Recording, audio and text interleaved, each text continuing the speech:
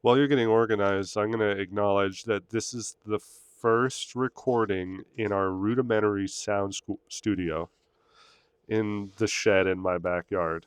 It's a small space. It's about 4 feet by 10 feet. We have soundproof foam on the ceiling. We have blacklight curtains on the walls to reduce sound bounce, and a soundproof curtain blocking the rest of the studio from the podcast recording nook.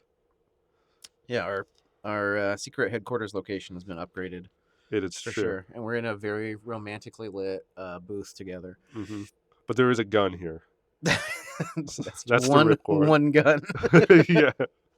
one threatening firearm. Um. Okay.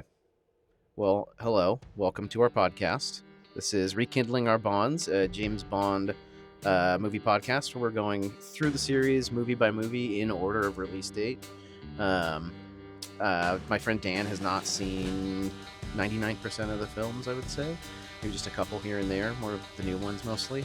Yeah. And then one mysterious one we've yet to figure out what he watched at some kid's birthday party one year that potentially has the word gold in the title.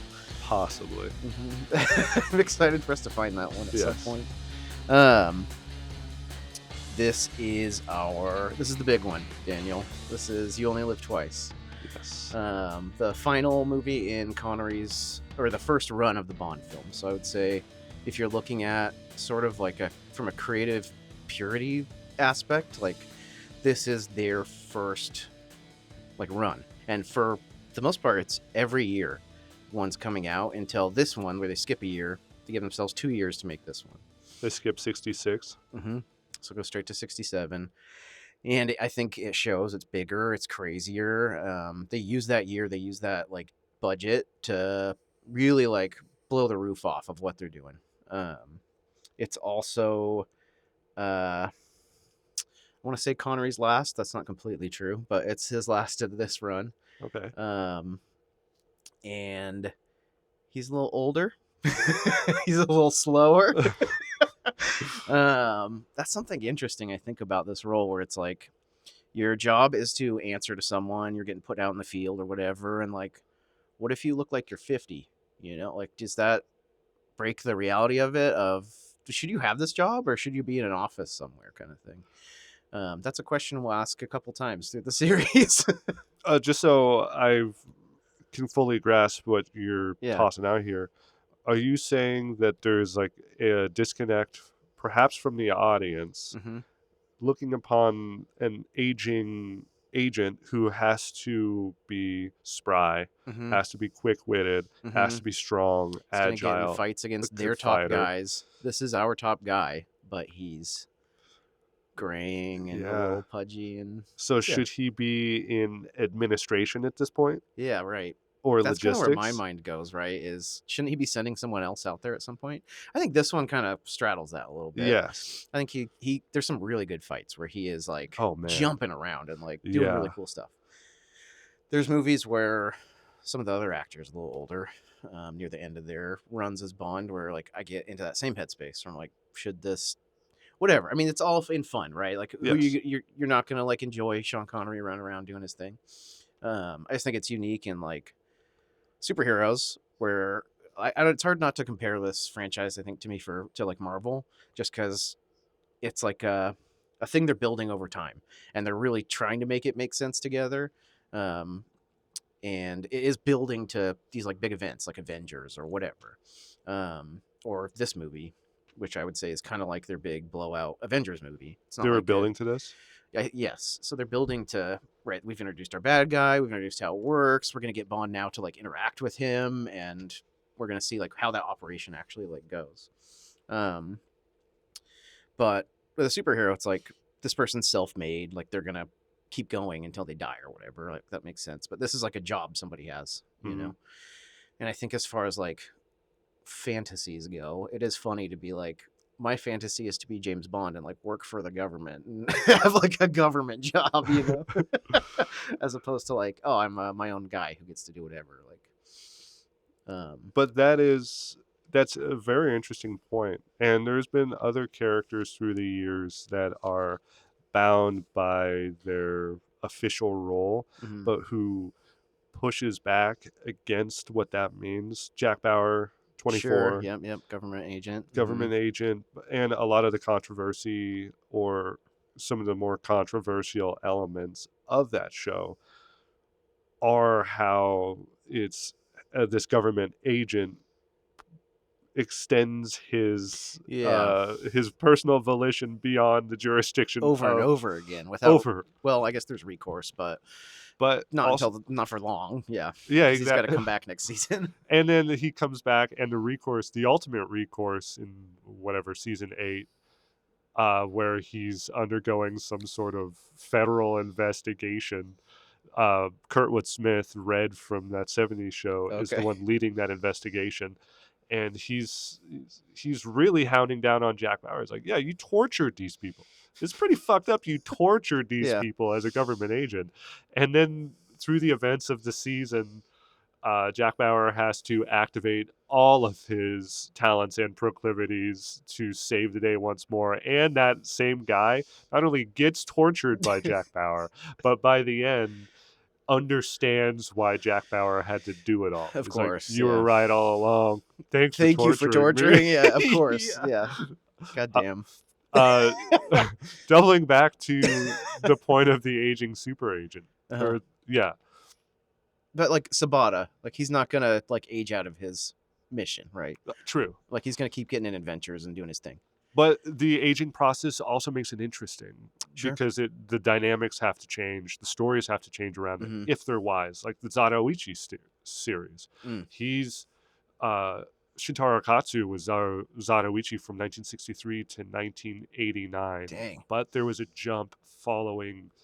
Uh, it was like late 70s was the initial run of Zatoichi, and then Shintaro Katsu dec- directed Darkness is His Ally Hmm. in '89, but it was still him. Plus, there is a long-running television show, Mm-hmm. and it's Monogatari. It's the adventures of, it's a character stumbles into a situation.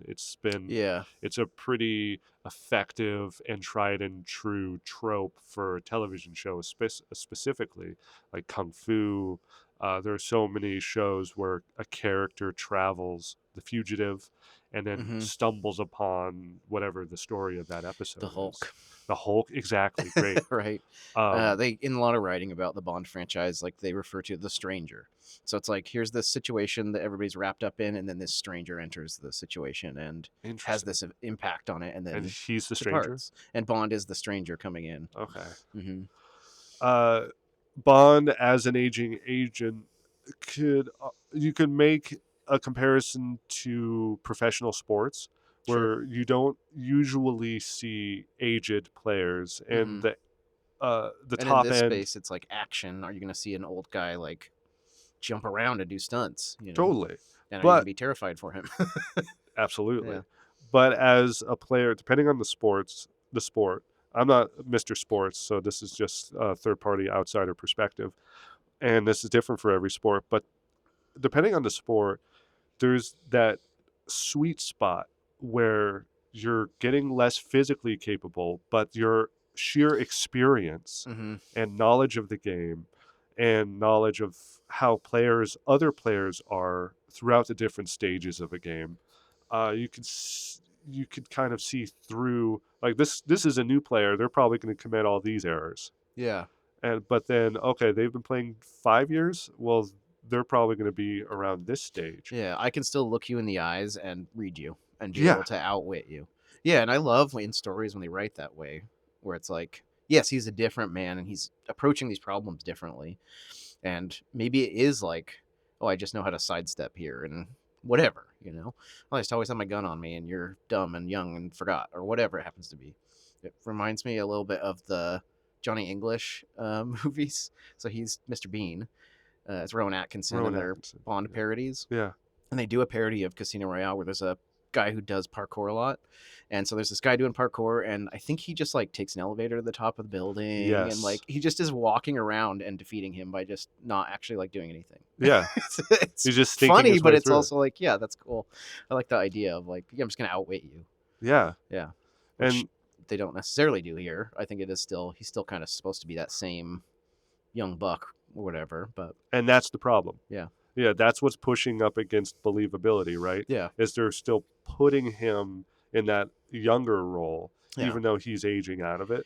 Which I think here it's still let's turn the heat off.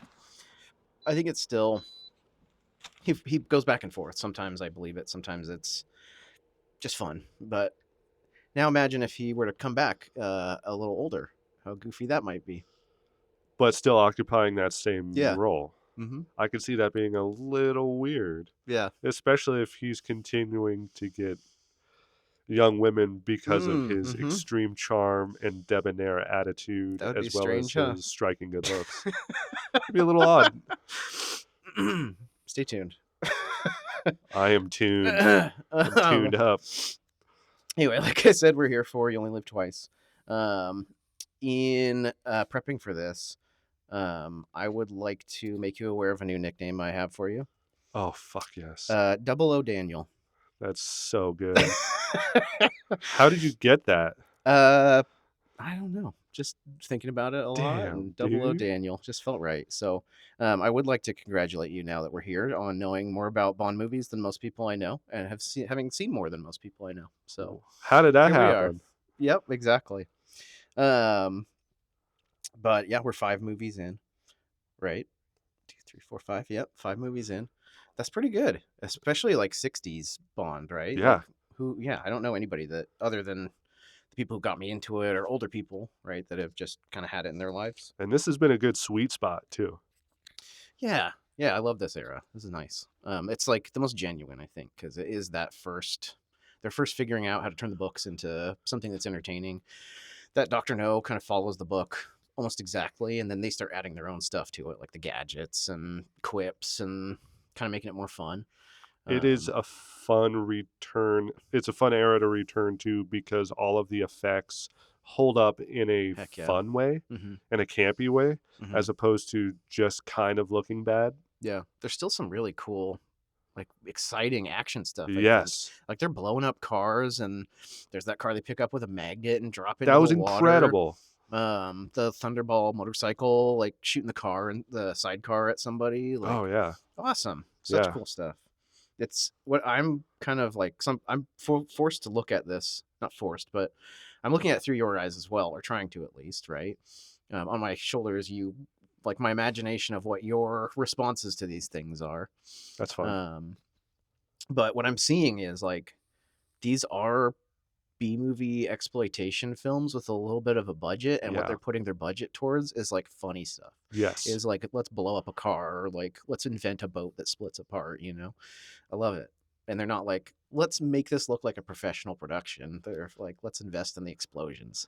Yes, that's awesome. Let's make this cool. I want people to be sitting. I want probably young men to be sitting in the audience thinking, "That's me. Yeah, I did that." Yeah.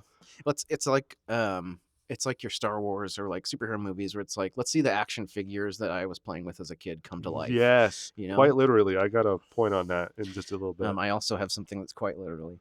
So this I found at Comic-Con. I think I sent you a picture of it. Oh, yes. This is the Dr. No Sean Connery action figure from, I think, 98? Wow. It's from the 90s, because the same set has the villain from the Tomorrow Never Dies, it's an action figure of Jonathan Pryce, who, I don't know, do you know who Jonathan Pryce is? He's the lead in Brazil. Oh, okay. So he's like this dorky little dude, and he's like in charge of newspapers in the movie. In which movie? In Tomorrow Never Dies. Oh, okay. So it's Brosnan's second movie, but there's an action figure of this guy, which I thought was hilarious. That's awesome. Jonathan Pryce action figure. But yeah, this is Sean Connery in his Dr. No blue outfit. It's awesome. He's got his watch on, of course. Yeah. He's a little goofy. I mean, it looks like Sean Connery. It does. A little narrower of face. And his pants are dirty. His pants are dirty, which is awesome. I think that's on purpose. He was in the box still. Not hairy enough.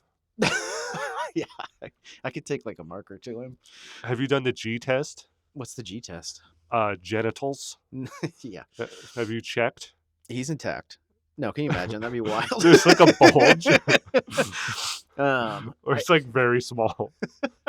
so there's Sean.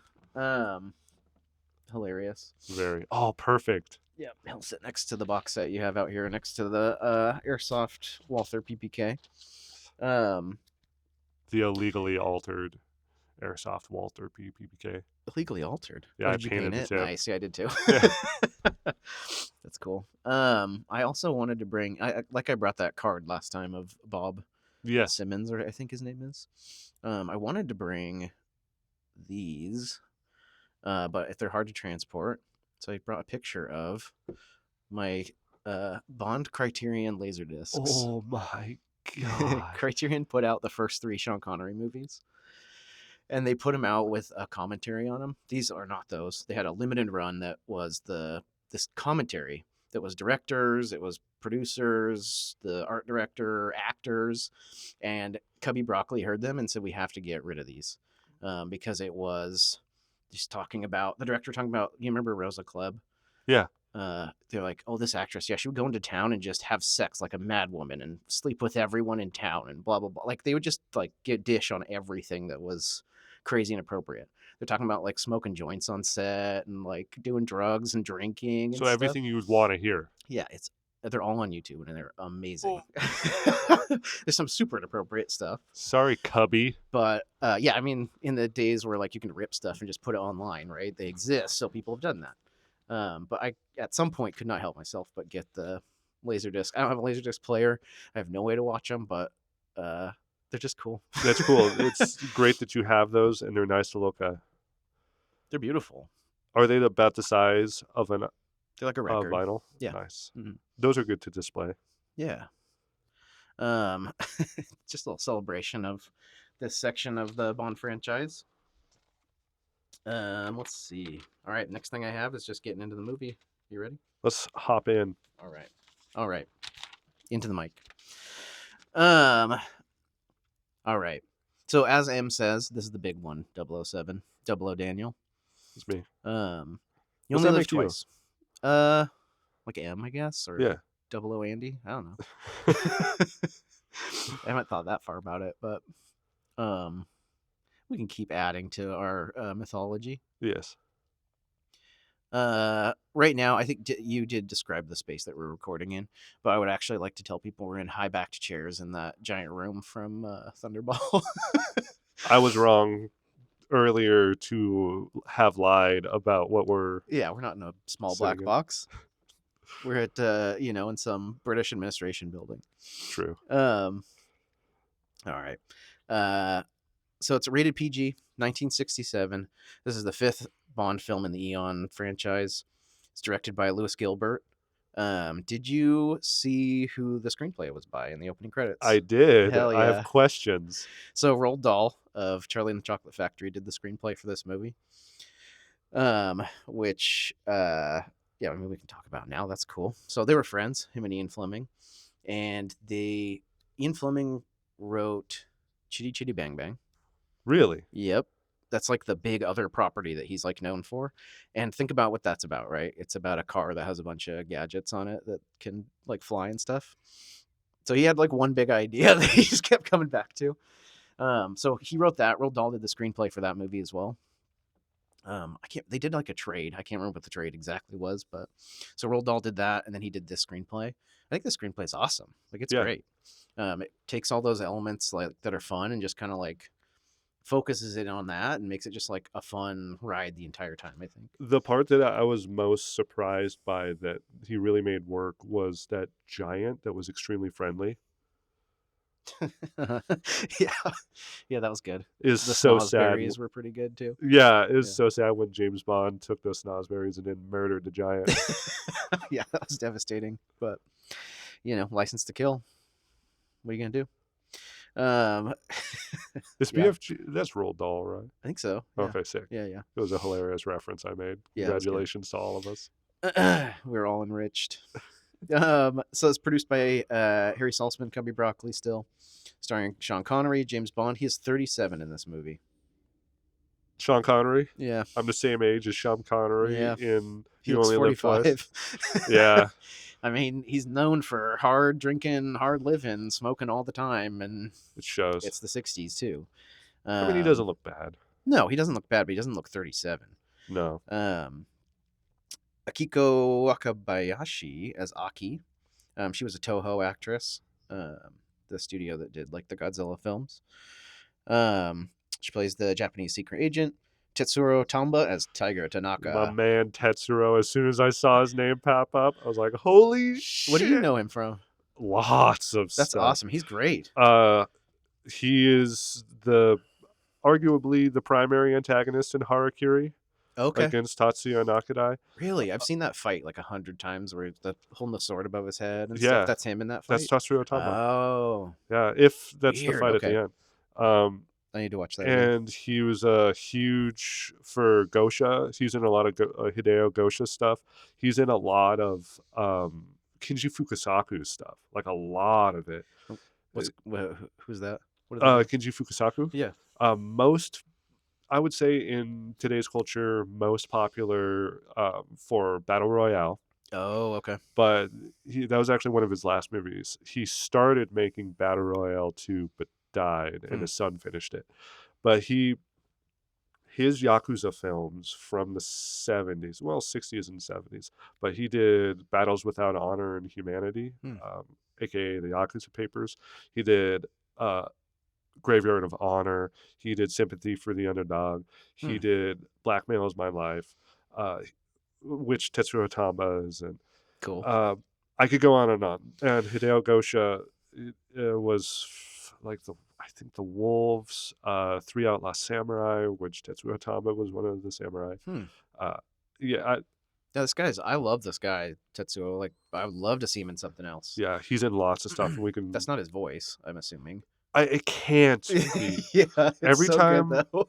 I see one of my favorite guys and they show up in a movie and they're speaking English, yeah, I have to question. Yeah, the Bond franchise, they make them a lot like the Italian movies where they don't necessarily record sound on the day. And they are notorious for replacing people's voices, right? Ursula Andress is replaced in Dr. No. Gert Frobe is replaced as Goldfinger in Goldfinger. They're just like, yeah, that's fine. Like, you look good enough, say some stuff on the day, and we'll get a professional in here to do your voice. So I'm 1,000,000% sure that's not him because it doesn't sound like him, but that voice and that guy paired up is awesome. It works. Oh, Bunsan. Yes. He's great. If you're about to say this next name, that also, I got a pop from this one too. Mihama is Kissy Suzuki. No. Great name, Kissy Suzuki. Karen Dorr as Helga Brandt, Spectre Assassin. That's the whole cast I have listed. Oh, except just kidding. Donald Pleasance as Blofeld. Oh my god. I saw that name and thought, my guy Donald Pleasance is in this. Hell yeah. And then I forgot. Good, perfect. Intel. His reveal is so nice. So good. Yeah. Oh my god, I'm excited to talk about him. So, just a little backstory. On Her Majesty's Secret Service was meant to be the next Bond film. Their excuse for not doing it next is they didn't want to look for snowy locations for it to take place in. So they're like, let's do the next one. Wait, it was supposed to be this one. Instead of You Only Live Twice, they had planned on doing On Her Majesty's Secret Service. Holy crap. There's a trilogy in the Bond films, or in the Bond books rather, that is Thunderball, On Her Majesty's, You Only Live Twice, and it's called the Blofeld trilogy. Okay. So Thunderball, he shows up, On Her Majesty's, a bunch of stuff goes down, and then You Only Live Twice is him tracking him down. So he was always going to be presented in this movie. It's just the order was going to be different. he was going to show up a lot more on Her Majesty's Secret Service, but yeah, they put him out of order, and then so the next film in the series that they made is On Her Majesty's Secret Service, but they don't flop the story as much. So in On Her Majesty's, they're kind of meeting for the first time, and it's like confusing a little bit. Weird. Except it is a different actor, so you can kind of say maybe it's that, or who knows. The continuity is not super strong at that point. Okay. But yeah, instead they went, let's go to Japan, which to me, it's like, what's the coolest place to send James Bond in the 60s? I can't think of anywhere cooler than Japan. No. It's so cool. So cool. Love I it. wish we could have gotten a little more. I agree, and I think they should go back. Definitely. They're like way overdue. I think it'd be awesome to go back to Japan. Yes. And the contrast would be striking Yeah, between 60s between then and Japan now. and Yeah, yeah. yeah, it'd be sweet. Just that nighttime, like the lights, and oh man. So Gilbert didn't want to direct, but Cubby called him and convinced him, saying, "You can't give up this job. It's the largest audience in the world." And he said, "You're right. I can't give it up." Let's see. Oh, I got a cool fact for you. United Artists is part of the equation at this point. So the head of United Artists met with Toshiro Mifune to try to convince him to be Tiger Tanaka. No way. That would have been very cool. That's awesome. I think he was just shooting something else. They shot from July 1966 to March 1967. Yeah, I guess let's get into the plot unless you got something else. No. Okay. So yeah, we start. An American spacecraft is stolen using a slightly larger spacecraft. These space sequences are awesome. The music, right off the bat, you're put into such a cool environment. Yes. And for me, it's like right off the bat, we're in very capable hands. It feels like a little bit more mastery is kind of being put into this film, which the 2-year gap like shows, I think, and the budget. Emergency meeting of the UN powers. They meet inside of a crazy dome. Delegates argue about who is involved and who is responsible for the spacecraft being sent out. I think it's cool to see England be like the level-headed cool guys in these situations where it's like we're always from the American perspective, and here it's like, oh, the Americans are being crazy, the Russians are being crazy, but England, like, we know what's going on. Yes, we'll get our best guy on the job. Those miniatures too, not to cut you off, but space stuff really cool, were quite lovely. This is 1967. It's the year before 2001. Is 2001 69? Is it 68? I believe it's 8. Okay. 68. Which, yeah, is like the bar for space stuff. Yeah. Mm-hmm. Stanley Kubrick was so... he was obsessed with detail for that. Even things that were being created for fiction, he wanted it to seem as though it could be realistic. So just the difference in artistic approach is evident, but that doesn't make this any less effective. You still get that guy getting cut off and like going out into space, just like 2001. Yeah. So it looks like a giant bullet that comes and then it opens and consumes this other space capsule, and as it's closing around it, it snips the oxygen line of this astronaut, and a cosmonaut actually. It was a Russian vessel, and he just slowly drifts away into space. His radio cuts off, and it's like it's great Gravity, but in 1967. Yeah, sweet. And the capsule totally looks like this G.I. Joe toy, the space G.I. Joe toy that my dad had from that era. I bet they had toys of it too. It's 2 years before we landed on the moon, right? Yeah. Yeah, so everybody's obsessed with the space race and all that stuff, which is probably why they like went this direction. Yeah, very prescient for the time. They kind of do that. They'll move around stories to make them make sense. At some point, they will announce a movie's coming out, and then Star Wars comes out, and they go, "Oh crap, we got to do a space one," so they skip to Moonraker. It's got a space name in it. Yeah, I heard you talking about that on the other podcast that you're on. Yeah, I have that as a note to talk about too. I have their name written down somewhere. It's the Pacific Northwest Insurance Corporation movie film podcast. Check it out. It was the Tokyo Drifter episode. Just felt like that was kind of in line with sort of Bondy feelings. Very 60s and colorful, and guys with guns and suits and stuff. Andy had suggested I listened to it, and then it went back and forth because he was worried about revealing spoilers because he knew that I hadn't seen You Only Live Twice yet at that point. But it actually helped really encourage and excite me to watch it. And I just want to say about this other podcast. I'm sorry, what are their first names? Matt and Corbin. These gentlemen approach movies from such an academic level. It's really, really interesting, and at some points beyond me. Sure, yeah. I have the utmost respect, and I encourage anybody who likes a more academic discussion of movies to check them out.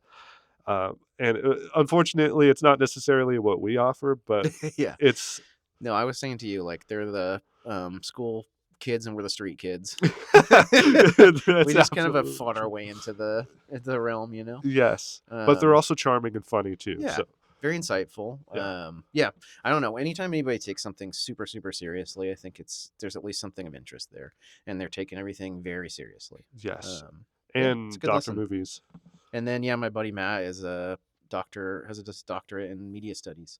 and it So shows. yeah, yeah, yeah, Yeah, it's cool. yeah, It's podcasting is so weird, especially when it's like people you know. He has an old time radio show one I've been listening to that he did from like 20 to 23 or something. that's awesome. And it's like, here's this weird like old high school friend I had that's just in my ear for hours. How odd is It's that? really interesting. I have an Yeah. ex-coworker that they have a history podcast, Oh, cool. and anytime I'm missing his personality, Yeah. I can just download and listen to That's his so weird. podcast and just like, oh, there he is again. Yeah. Odd, It's but cool. cool. Yeah. It's very That's very cool. cool. Um, nice. I'm sorry for cutting. We were Oh talking no, all about the good. boardroom.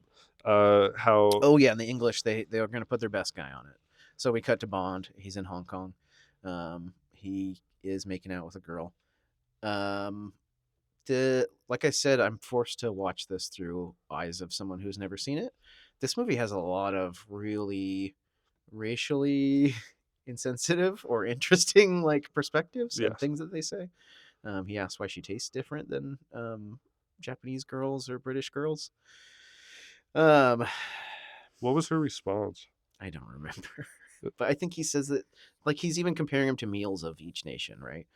Um, Oh God. yeah, it's pretty rough, but it's also, I mean, you can either just tune out or you can have fun with it, you know. Yes. Um, And there's an idea of like the lack of awareness of the ignorance, and yeah, it's just like playing with the exotic. yeah. You're Yeah, getting they're learning about the world for the first time. Like World War II, like put everyone in contact with the rest of the world, yes, especially Japan, right? Like my grandparents were obsessed with Japan after the war and had like big paintings and little awesome. ceramic guys around, and you know those little ceramic like fishermen. Yes, Yeah, they had a ton of that's those around. awesome. Their TV trays were these like hand carved wooden, imported from Japan, like beautiful pieces. Yeah. Because my grandpa served in Japan. He still remembered some of the phrases that they taught him. Wow. He could say, "Who's under the bed?" is one of the big Oh, phrases. Because they were like going in trying to find people. yeah. Um, And so it's and sometimes even a movie that is um, insensitive and doesn't have the uh, com- let's say the insight and the compassion mhm. to reflect a culture as authentically as possible, um, that could still be someone's first foray into a culture. Yeah, yeah, yeah. When you're starting something, it's not always smooth, you And know. you also need it to be accessible to some degree. Like Yeah. for me, when I was a kid, when The Last Samurai came out, Mm. um, the term white saviorism gets thrown around a lot, especially in that subgenre of film where you have a white man showing up and participating in a local conflict for whatever region he has Which is traveled to. Bond's whole format. That's a great point Yeah. to bring it back to Bond. But and even then, this film, this Edward Zwick film, Last Samurai, showed me the Japanese culture in a pretty sympathetic and compassionate way Sure. at the time, Yeah. which I actually think that movie still holds up. And I would argue Tom Cruise as a um, white savior in that film, but we could save that argument for another time.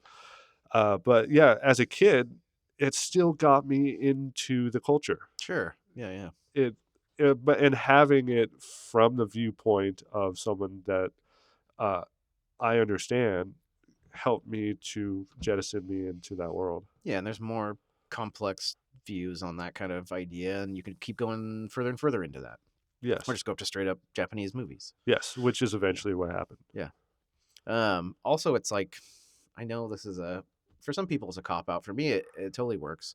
It's long enough ago that it's like getting. It is to me. It's kind of innocuous in the almost the literal way of saying that word. Like it's so old ago or so long ago that it doesn't have that bite. Like it's like you are getting that without it like being. It doesn't feel mean. The Yeah. pig face girl stuff kind of feels a little mean later, but then you just go, oh, Sean and these guys are misogynists, obviously, Yes. but also it's also like I don't know. It's not somebody now. The guy's dead. Everybody's dead. Yeah. Like I just don't. It's not anything worth getting worked up about. Definitely. It is Especially since interesting to see when it happens in the movies, but yeah. yeah, But we're sensitized to it because we're aware of it because culture's different now. yeah, yeah, exactly. And you're getting that window into then and there, um, which I think is valuable.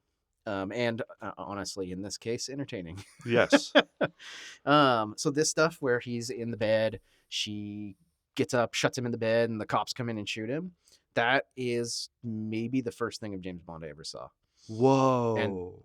what a crazy like thing to capture imagination. So it's from there through the credits to his funeral and getting put onto the submarine. Yes. And and that was like the first time where like somebody was like, "This is a Bond film."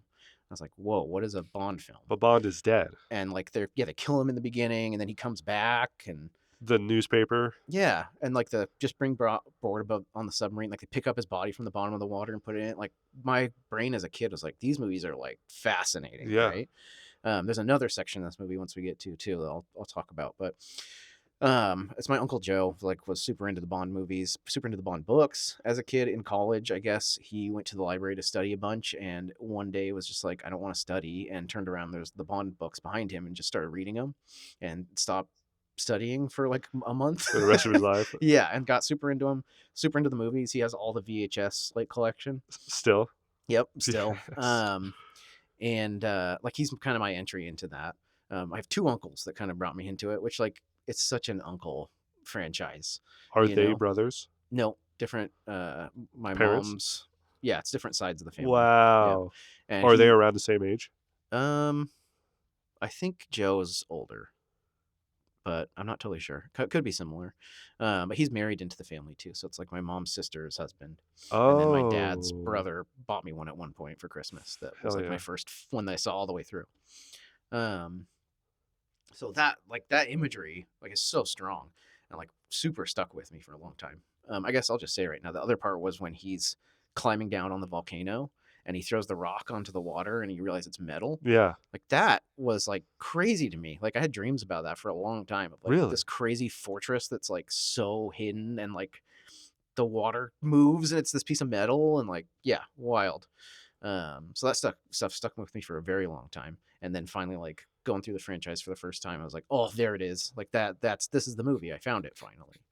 Um, which like that's what's this movie's awesome for that kind of stuff. Like they really go full blast with the fort, with the gadgets, all that stuff.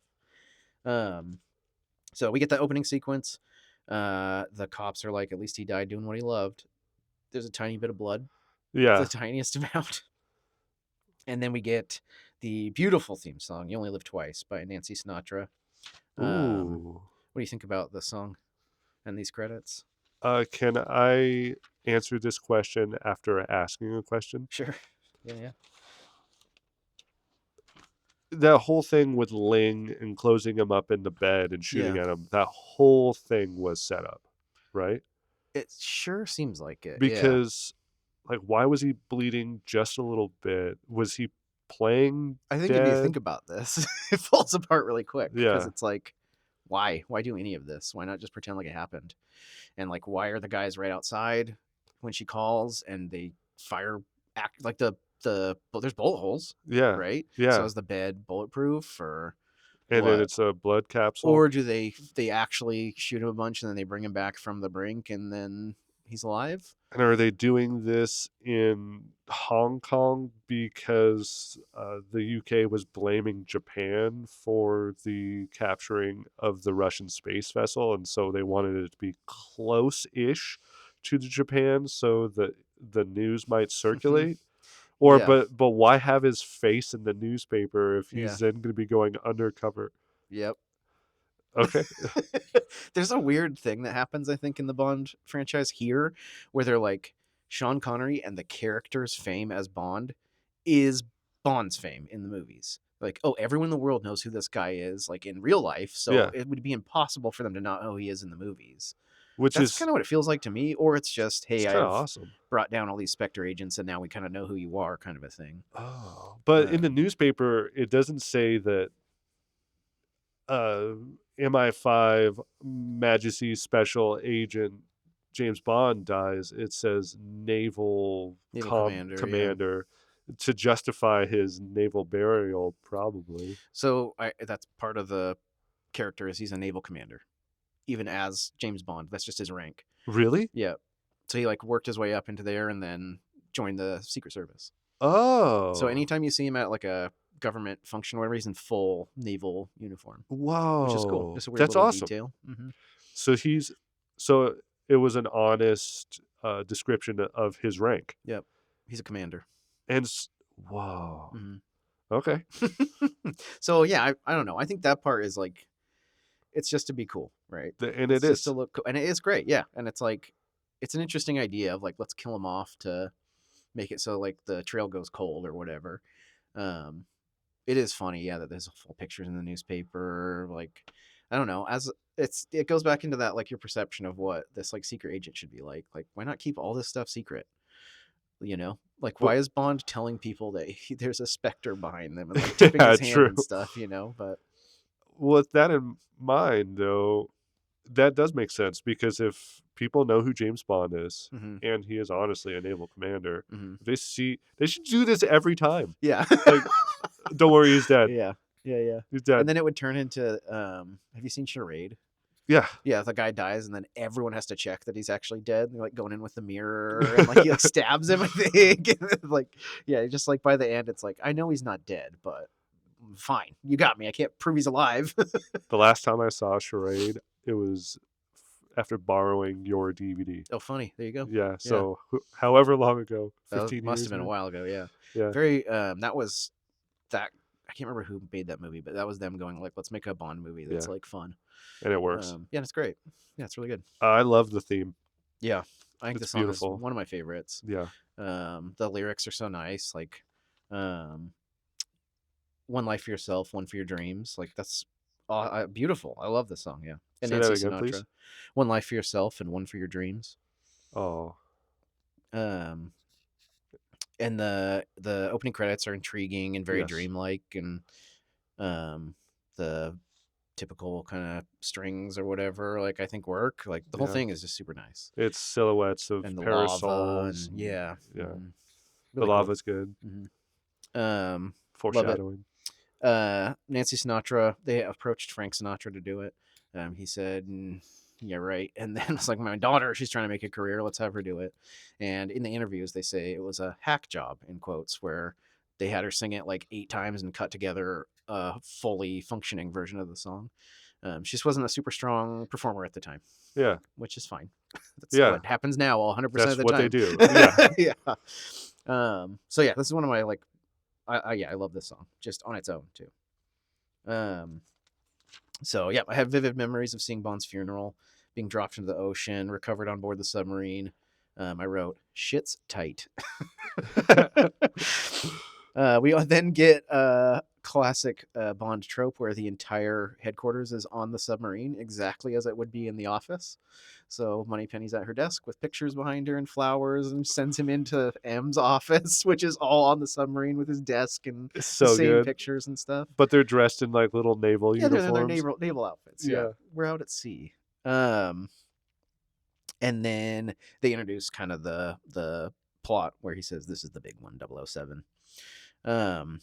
Which he gets on that piece of paper, which he burns instantly. Oh, that was awesome. Very cool. Yeah, good spy stuff. "I love you" is the code word he's given, which is very cute. Yeah. And Moneypenny just tries to get him to say it back to her. But we've had the conversation about James Bond and Moneypenny and their relationship. And before, I always thought it was really cute and sweet and flirtatious, but also not necessarily romantic, but it's just their communication with each other. there was like a tension in this Hmm. one. There Mm-hmm. was like an underlying tension from her trying to fuck with him to get him to say it to her. Yeah, and he's just kind of withholding or whatever. And Yeah, this kind of. isn't the one where he's like, "Do I need to bring you back anything?" And she's like, "A ring." Is that was I don't think this in this so. one? Okay. Yeah. Sometimes it gets a little desperate, and you're like, "Oh, I feel sad for Moneypenny." Yeah, um. like So before it felt like platonic and like flirtatiously playful yeah, as just a form of communication between two probably sexual beings. yeah, But this is the first one I kind of felt bad for her. hmm. Like Yeah, she was grasping for something that she can't have. yeah. It's interesting. Like with this kind of well, with any kind of movie, right? With a sequel, you want to do that plus something else, and like how do you take that into something else without it going too far in one direction? Yeah. You should just keep it exactly where it's at. It's fine. Get in, get out. For, yeah, Don't for what this disrespect either is. side of it. Yeah. um, yeah. So he's tasked with finding who would be capable of launching a craft like the one that's abducting the other crafts. And then he is launched out of the torpedo tubes and he swims to Japan. This part reminds me a lot of the Indiana Jones sequence where he whips his way onto the submarine and then just rides it to another country. Yeah. Basically, Rides there's it like, underwater. yeah, It they're like, cuts to here's the a map line. view. He did it. Yeah. Don't think about it. And then people talk shit about the hiding in the fridge from the nuke. Yeah, And no one remembers clinging to the outside of a submarine because they as don't it. show it. They just cut away and they're like, "This Yeah. is happening. And Don't in think my about head, that. I That's how it's remember. happening." I apologize for No, you're cutting good. off. Yeah, yeah. In my head, I remember it coming out of the water, Mm-hmm. breaching with him still clinging, but it fades and it shows him like lurking in the shadows of the dock. Oh, gotcha. Yeah. Yeah. It's funny. The neon signs of Tokyo at night, very God, it's fantastic. so cool. Yep. Right off the bat, like this movie feels more fantastical, I think. Definitely feels bigger. Yeah, Dr. No to me in this moment felt like a very long time ago. Um, I get that. yeah. Yeah, They're just full on into it, where yes. Dr. No kind of gets it's very slow. Like which is good. It's its own thing, but And they share DNA in how they both end. what's the same? Yeah, he gets wrapped up in a mission, he meets a girl, he finds the bad guy's secret lair and thwarts him. Yeah. True. Um so we're in Japan. There's a girl following him with a clutch that has like a microphone in it. Awesome. Yes, He goes to a sumo competition, which is super cool to which is see, very like a cool. genuine like 60s sumo competition. Yeah, Um I think there's some of it still, but Bond as a travel log, I think is like one of the most appealing things to me. It's like let's show people what this other country's like. Let's like go to their parades or go to like a sumo competition. Sometimes that gets into all right, what's Scotland like? They like bagpipes, they like haggis, like it's yeah. just the dumbest like version of that, but like when it works, and this is I think genuine and works. Um he uses the passphrase whisked away by Aki, who Hmm. is adorable. Yes. They go see Charles Gray, Mr. Henderson, who's an Englishman living in Japan. Do you know this actor? No. He is in Rocky Horror Picture Show. Okay. Have you seen Rocky Horror? Yeah. He's Years the ago. guy they keep cutting to that goes, "It's just a jump to the left." He's like in his own little office, and he's like explaining the dance moves for the main dance. Boy, do I barely remember that. I haven't seen it since high school, and I Gotcha. saw it with a bunch of my theater friends. It's fine. I think we've had conversations where Meatloaf dies, the Yes. movie's over. Yeah, Yep. basically. Yep. It dies with Meatloaf. Yep. But yeah, he's great, Charles Gray. He has a fake leg, and Bond tests that Yes. and is correct. Luckily. Yeah, yeah, that's what he says. It's like, luckily you got the correct leg. Yep. He apologizes for the mix of styles in his English interior of his like paper walled Japanese home. Yeah, the shoji. It's great. They have a joke where they mess with the stirred and shaken thing. He's sure it's not Russia or Japan, but then before he kind of proposes what he thinks is happening, he's killed through that paper wall. He's stabbed. Yeah. Which starts a chase. Bond adopts his outfit, which is like a mask. Yeah, he tackles the killer Mhm. and kills him, and then, like you just said, takes his outfit. And just kind of mixes himself in with the gang, and they take him to the headquarters, which is I think Osato Corporation. Yeah, chemical and Um, engineering. there is a sweet fight in this Oh my building. One of gosh. the best, I think, Bond fights. Period. They're Yeah. picking up the couch and just everything in the room is a weapon. It's frenetic. Yes. It feels dangerous. Like they're throwing furniture at each other. Yes. This actor is the Dwayne Johnson's grandpa. No way. Yeah. That his sheer size alone. So this is the driver of the escape vehicle for the assassin. Mm-hmm. That James Bond, dressed as the assassin, is feigning like he has like a gunshot wound, Yeah. and he's like groaning in the back of the car. So then the driver carries him into the office of Osato Chemical Engineering and Company, and then he somehow notices that it's Because a he's like 6'1" Yeah. Scotsman, Yeah. and then that's when this fight ensues. It's so It's good. a great fight. Yeah. A Lots of highlight, I think. And then Bond cracks a safe in there. with that cool little gadget. Yep. Mm-hmm. The design of this whole place is beautiful. The um, tension arising from Bond trying to crack this safe with his gadget, and you hear the nearing footsteps Mm-hmm. of the security guards, the clack, clack, clack of their shoes on the tile, and he's aware of it. Bond is, and then you hear them slowly walk away, which eases the tension, Mm-hmm. but it also still establishes that there's a lot of security Yeah, in there's this not place. nothing going on here. He's not just gonna get away with it. Yeah. Yeah, really great little sequence. Peter Maivia, I think is his name. The actor who was The Rock's grandfather. Yep, he cracks a safe, sets off an alarm, evades security. Aki picks him up outside, and then there's a sequence where she's like running away from him, and he chases her into a trapdoor hall. That's what I wrote. And Lots of trapdoors in this. there are, yeah. There's a funny trapdoor sequence in Tokyo Drifter where he like rips open these doors and you see the bad guys and he runs straight for them and then just falls into a pit and they cover him up. It's like the weirdest. Like for Bond, it kind of makes sense, like secret passages and stuff. But for that was like, it's almost like that like box with a stick on it trap. Like the funniest like Looney Tunes kind of moment out of nowhere. Was the boss sitting behind the desk beckoning like this? Come on, just a little closer. Yep. So he falls into this trapdoor and then goes down a slide and lands in a chair, and he's in Tiger Tanaka's secret headquarters. Very cool. Very cool. Yep. Super cool spot. Tiger is awesome. Really great character. Stands out right away. And yeah, he's dubbed like we talked about. Yes. Manson. Tetsuro Tamba. He's great. He has a private train underground. He says, "Oh, your M must have a similar thing." And he's like, yeah, of course." Referencing the submarine? I kind of take it as like he's just kind of covering. He's like, "Yeah, M doesn't have a train. That'd be crazy." Like, but M's got cool stuff. Yeah, exactly. Yeah, exactly. M should have a train. That kind of reminds me of that V for Vendetta, where like a bunch of the tracks are blocked off for different reasons or whatever. M could totally have an underground little system. That'd be awesome. That'd be sweet. The Wild Wild West.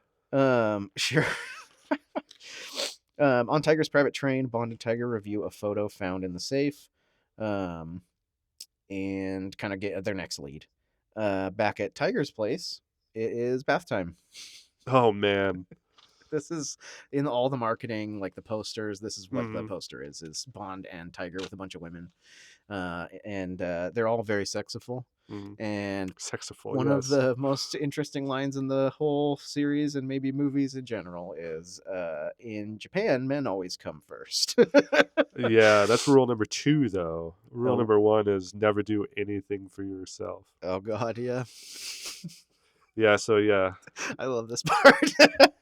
It's it is what it is. But and then 2 men take a bath together in separate pools. What it is extremely arousing. Yeah, exactly. Because of Connery's beautiful gray body. But yeah, they're taking baths and they're kind of like looking away from each other, but they're having a conversation. I don't know why I have a note. It just says hairy chest. He's a hairy man, top to bottom, man. Oh, and then he gets to choose someone to Uh-huh. massage him, Yep. and he chooses the most The very sexiful sexiful of the one. bit, and she takes him away. But Aki comes to the door and replaces her, Uh-huh. and begins to massage, and then they definitely have And then they sex. kiss and yeah, have sex.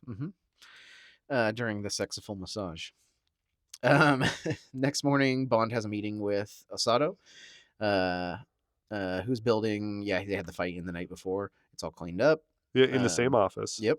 and he's posing as a Mr. Fisher. Yeah, for a rival chemical company or something like that. Oh, as he was waiting for Osato to show up, he was under the watchful eye of the security cameras, which are analog. Uh-huh. There's a guy, it keeps cutting to a man in a room with a Oh, and keypad. he's like moving it around and Yeah. zooming in on him. Yeah, And yeah, yeah. was that a gun? Also, was there a gun barrel? There might have been. For some reason, I was thinking like microphone, but It I could have don't been know. that. I just Yeah, noticed that today when I yeah, but had he's it like, on. Yeah. like moving it around, And you could watching him, hear it when you're and in I the guess office. Bond can hear it. Yeah, Yeah, you just hear it clicking. yeah, yeah. That's so funny. Yep, he is Mr. Osato is a Spectre agent. Here's a member of Spectre, which I think is he's an interesting character. Yeah. Just kind of like a high up businessman. Um, I, I mean, I always clocked him as like the bad guy, but this time, like seeing like, oh, Spectre agent, like so he's like Largo, he's like Kleb. Okay. He's kind of like part of that group, if which I think if they do a new series, that's their best bet is either do the books or do it like, yeah, I'm introducing these like group of Spectre agents that he has to kind of work his way through the next couple films and Ooh. then get to Blofeld. Do you think the Um, numbers are based on the entire corporation of Spectre, or do you think it's regional? what do you mean Because numbers? Is so Osato, he's got a number? I don't remember if Sato does. Largo was, I think, number 2. Yeah. And I think the chess playing guy was like had a number Yes, he did. like He was like 5 or not, something, or yeah, yeah. 5 or Mhm. something. Okay. Yeah, yeah, I don't know. That's something that I think is cool that they don't totally Yeah, explain. yeah. Yeah. You want the air of mystery. It makes it more intriguing. Yeah, because it could be like way worse than whatever they can think of. And usually, yeah, when they explain it, it's like, no, that wasn't as bad as I I was imagining. Yeah, to define is to limit, as Oscar Wilde said, and so sometimes the mystery makes it more intriguing. Such as sidetrack. That's why the John Wick sequels are not as effective Hmm. as the initial film, because one thing that's fascinating about John Wick, the lore, is what you do and do not know. Yeah. And they give you hints of the history of this character. They tell you just enough to make you feel as though he's this monumental force in this world. But then as the sequels progress, they tell you more and more, and it dilutes it, and it Hmm. makes it less interesting, because it's not just some swirling mystery in the back of your head.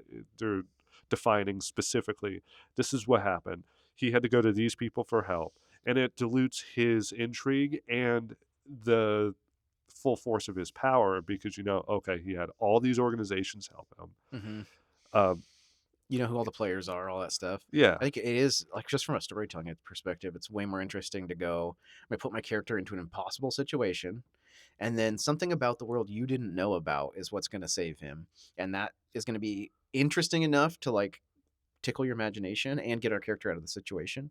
Where like if you have the whole thing defined, then it just feels like a cop out. If you have some random person drop in out of nowhere or sure, some random answer or whatever, yeah, yeah, it kind of takes away a lot of what you can do with the story. I I agree. think also if you're doing the same, whatever. Never mind. I'm not gonna be mean to John Wick. Yeah, It's fine.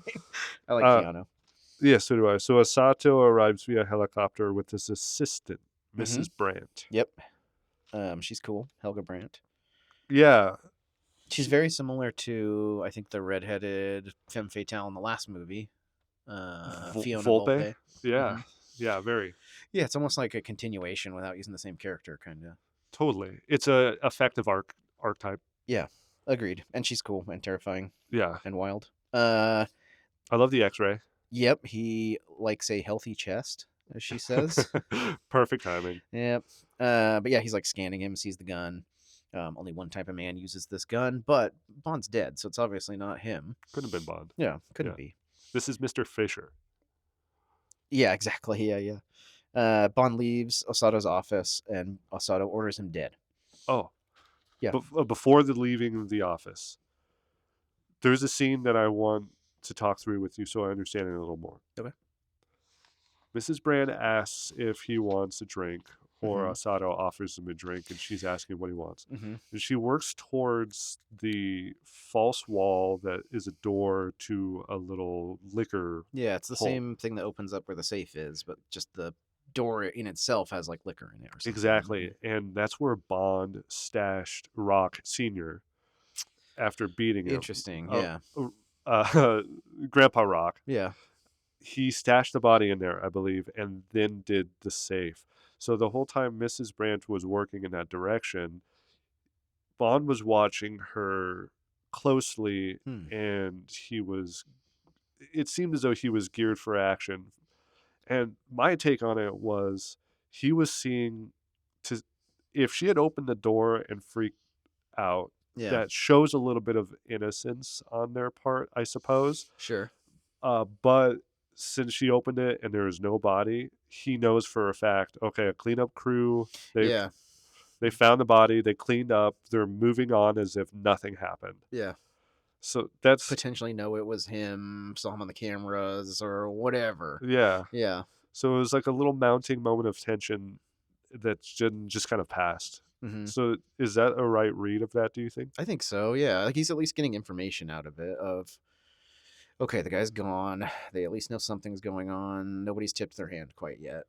Okay. Yeah. But yeah, I don't know. It could have been a bunch of stuff. They find him and then they're like, that was you. We know. Or something. I don't know. No. Yeah. But he's ordered dead. A very similar scene happens where he's like walking out the front and then Aki's there and saves him again. Yeah, just immediately a car filled full of dudes hanging out with machine guns just shoots out from underneath the parking garage. Yep. And just starts blasting at him, which is great. It's cool. Yeah, and then you get Aki's car, which has a couple gadgets in it. They're able to radio in for help. I think they talk to Tiger on a screen in there too. Cool. They call in for a helicopter.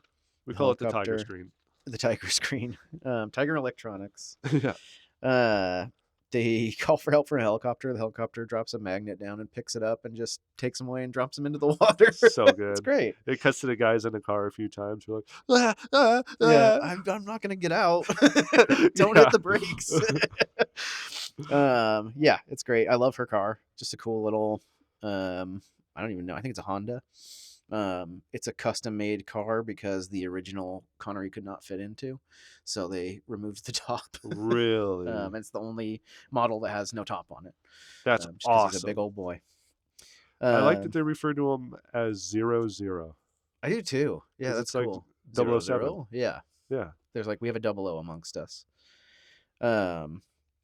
Tiger then sends him to the docks to check out an Osato boat, which they can make just in time.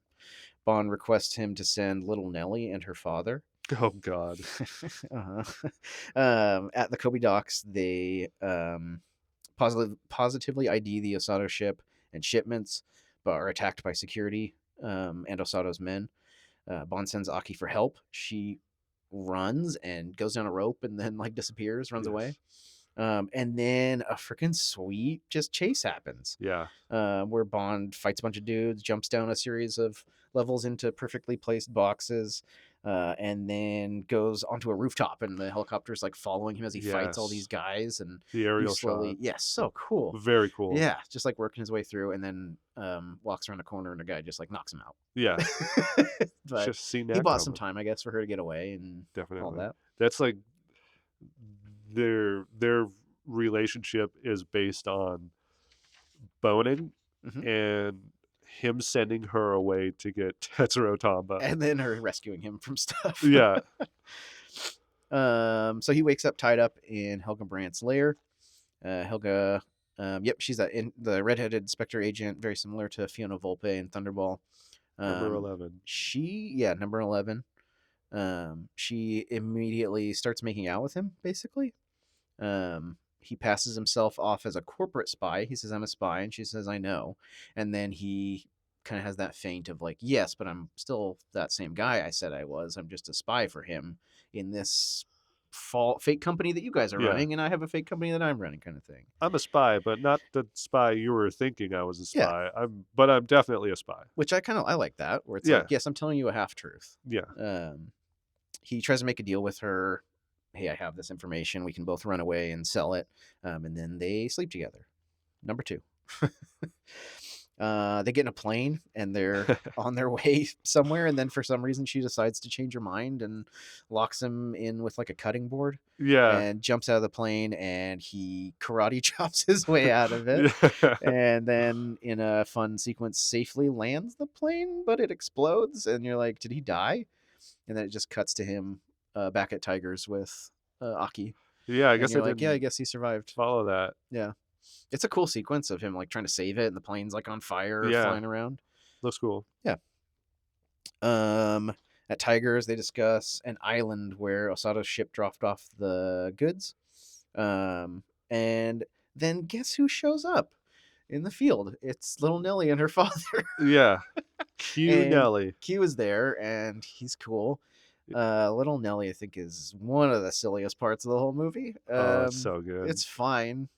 It's a little toy plane that's in like 5 suitcases that they put together, Yes. and I think it's the only time in the whole. I don't know, when you have the whole franchise, little things stick out to you. Like, this is a weird stop motion sequence of them putting this thing together. That never, anything like that never happens again. There's a sequence in the next one where like Bond is looking out a window and his memories are reflected on the window. That's like, well, that's a weird thing that's never happened in Bond and never will again. Interesting. Just style choices, that don't totally fit, or were just like a fun thing in the moment. I can see why they did the pixelation and stop mo for this. Was, I think, only now thinking about it, Yeah. is they wanted to show the viewer this thing actually comes together like this this. is a real thing. Yeah, and it will fly. Just Yeah. watch the next scene, baby. Yeah, and it does. It is a real thing.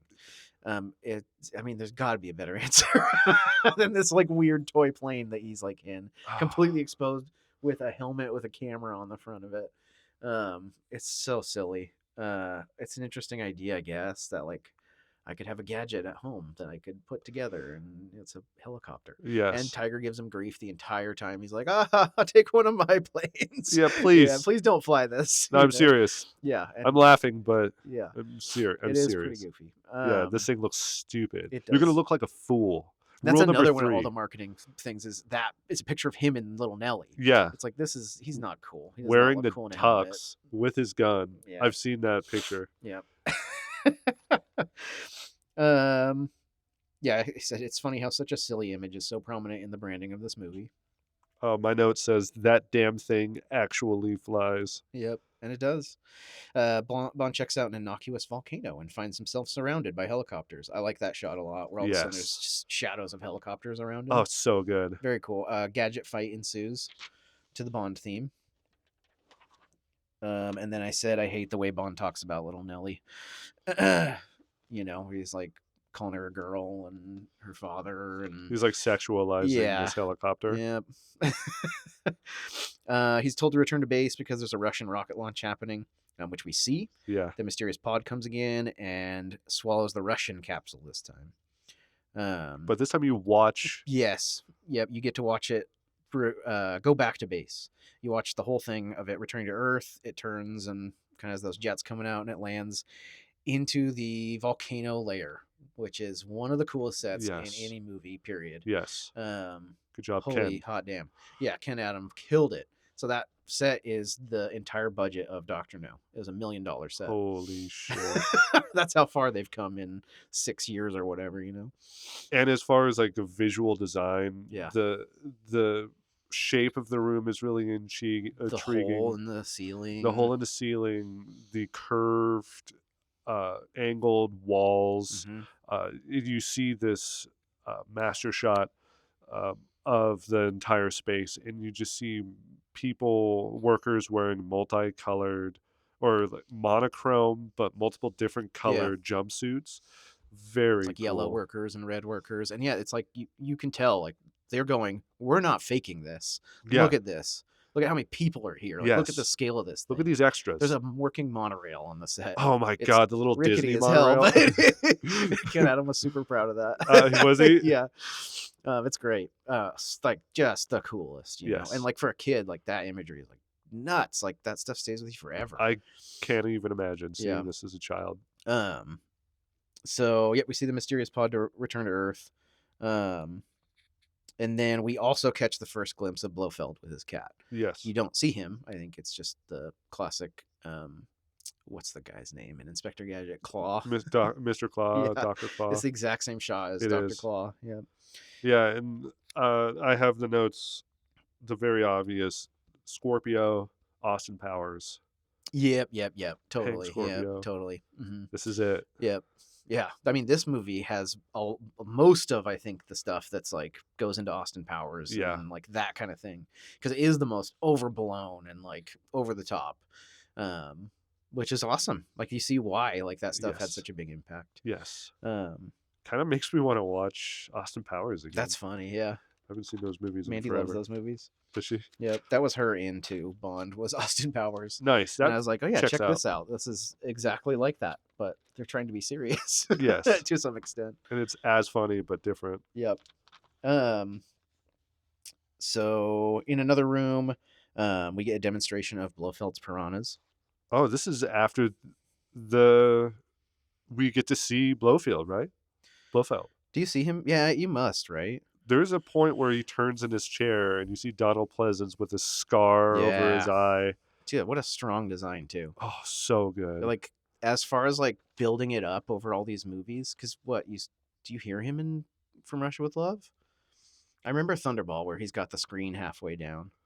From Russia with Love, he's sitting there and you don't see him at all. He's just talking to Rosa Klebb and the chess guy and has his fighting fish, which they pay off as well. Yes, true. But like having Donald Pleasance as the payoff like is perfectly works. Like it completely delivers on that. Here's this big bad villain. You see him, you hear his voice, and it's like this weird, calm, like small voice. Oh man, he's creepy. It's almost as an effective character reveal as Anthony Hopkins as Hannibal Lecter in Silence. Kind of has that feeling when you finally see him. Yeah, and it's just him with his diminutive scale and size, but with this face. Yeah, this beaming smile and these creepy eyes. Yeah.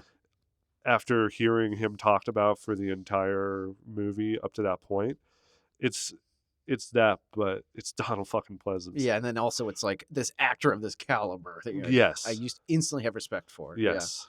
Yeah. I just got Mandy a pin.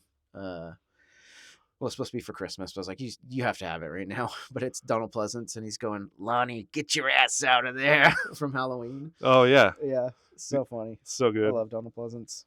I would say this, and then like Great Escape are probably my first interactions with Donald Pleasance as an actor.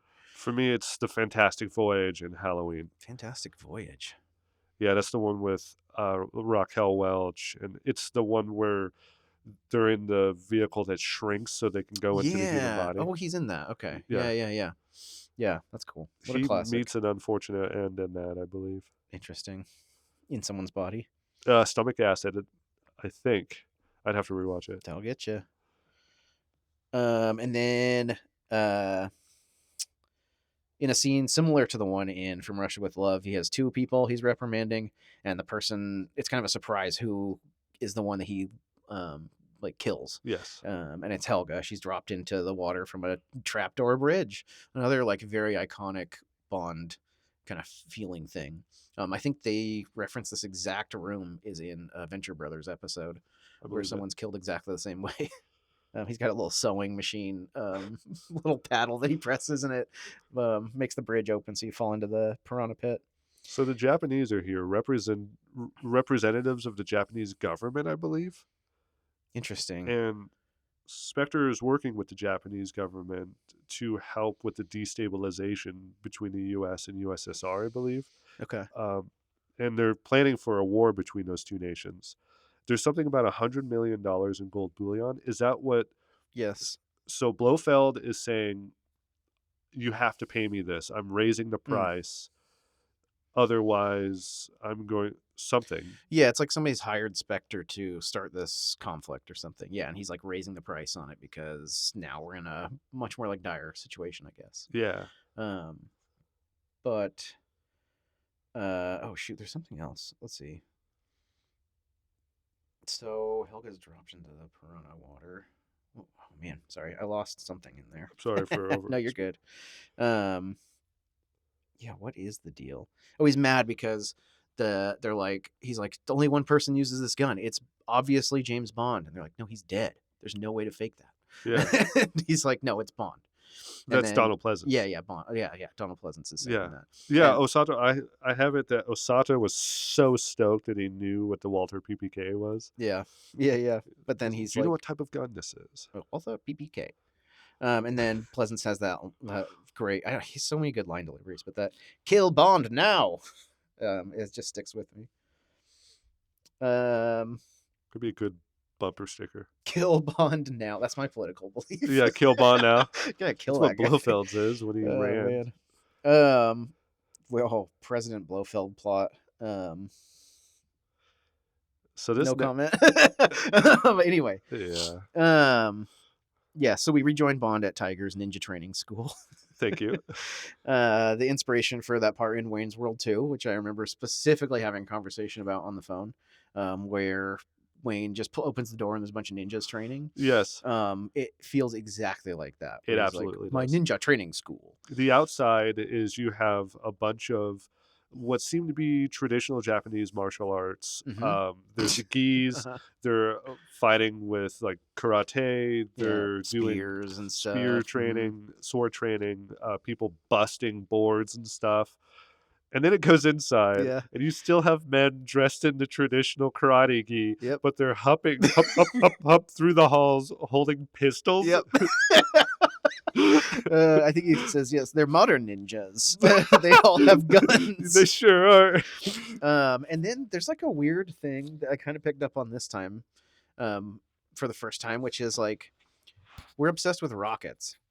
We have these rockets are going off. The rockets are absorbing other rockets, and then he's got rocket guns, and he's got a rocket cigarette. Which is kind of one of the bigger gadgets I would say of this film, other than Little Nelly. But he gets this gadget from Tiger instead of Q, which is interesting. But yeah, rocket powered everything. And then, oh boy, the worst part of the movie, and one of the probably most egregious things that the Bond franchise does. Parodied in Team America, Bond becomes Japanese. A bunch of women in underwear do, I guess, plastic surgery to him, but they just kind of put makeup on and give him darker hair and weird eyelids, and he's a Japanese man. I've been meaning to ask you. Yeah. When you were reading through the credits, I too was scouring the credits, Yeah. trying to find the name of the Japanese actor that they replaced Sean Connery with.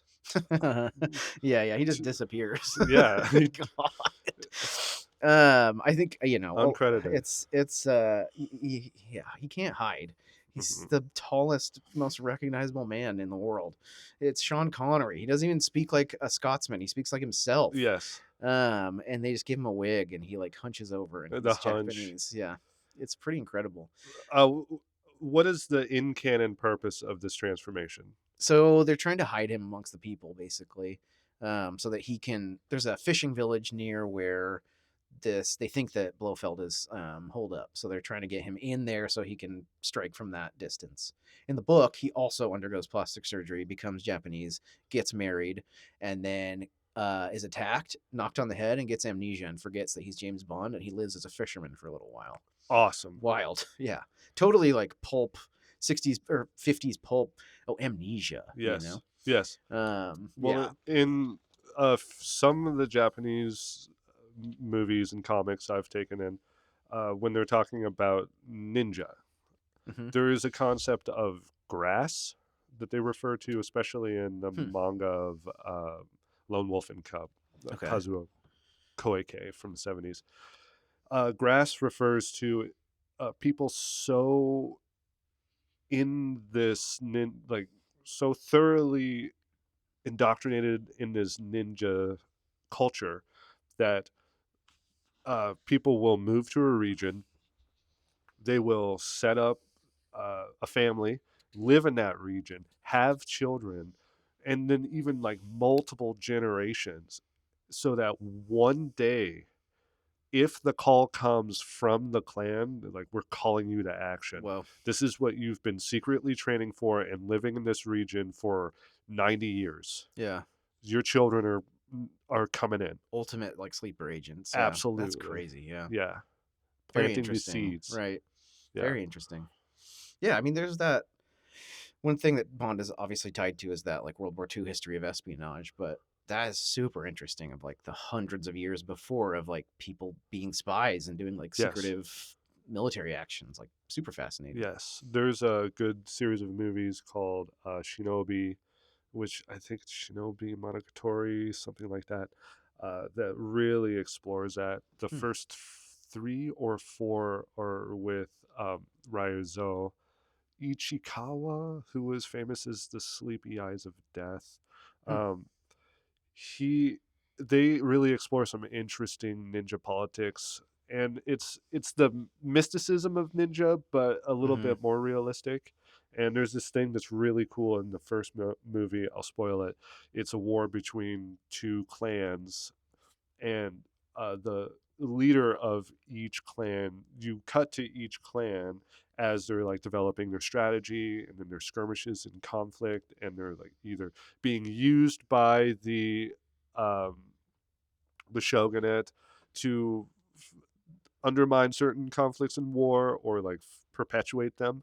And these ninja clans are not only at war with each other, but they're involved in the political strife of the countryside. Hmm.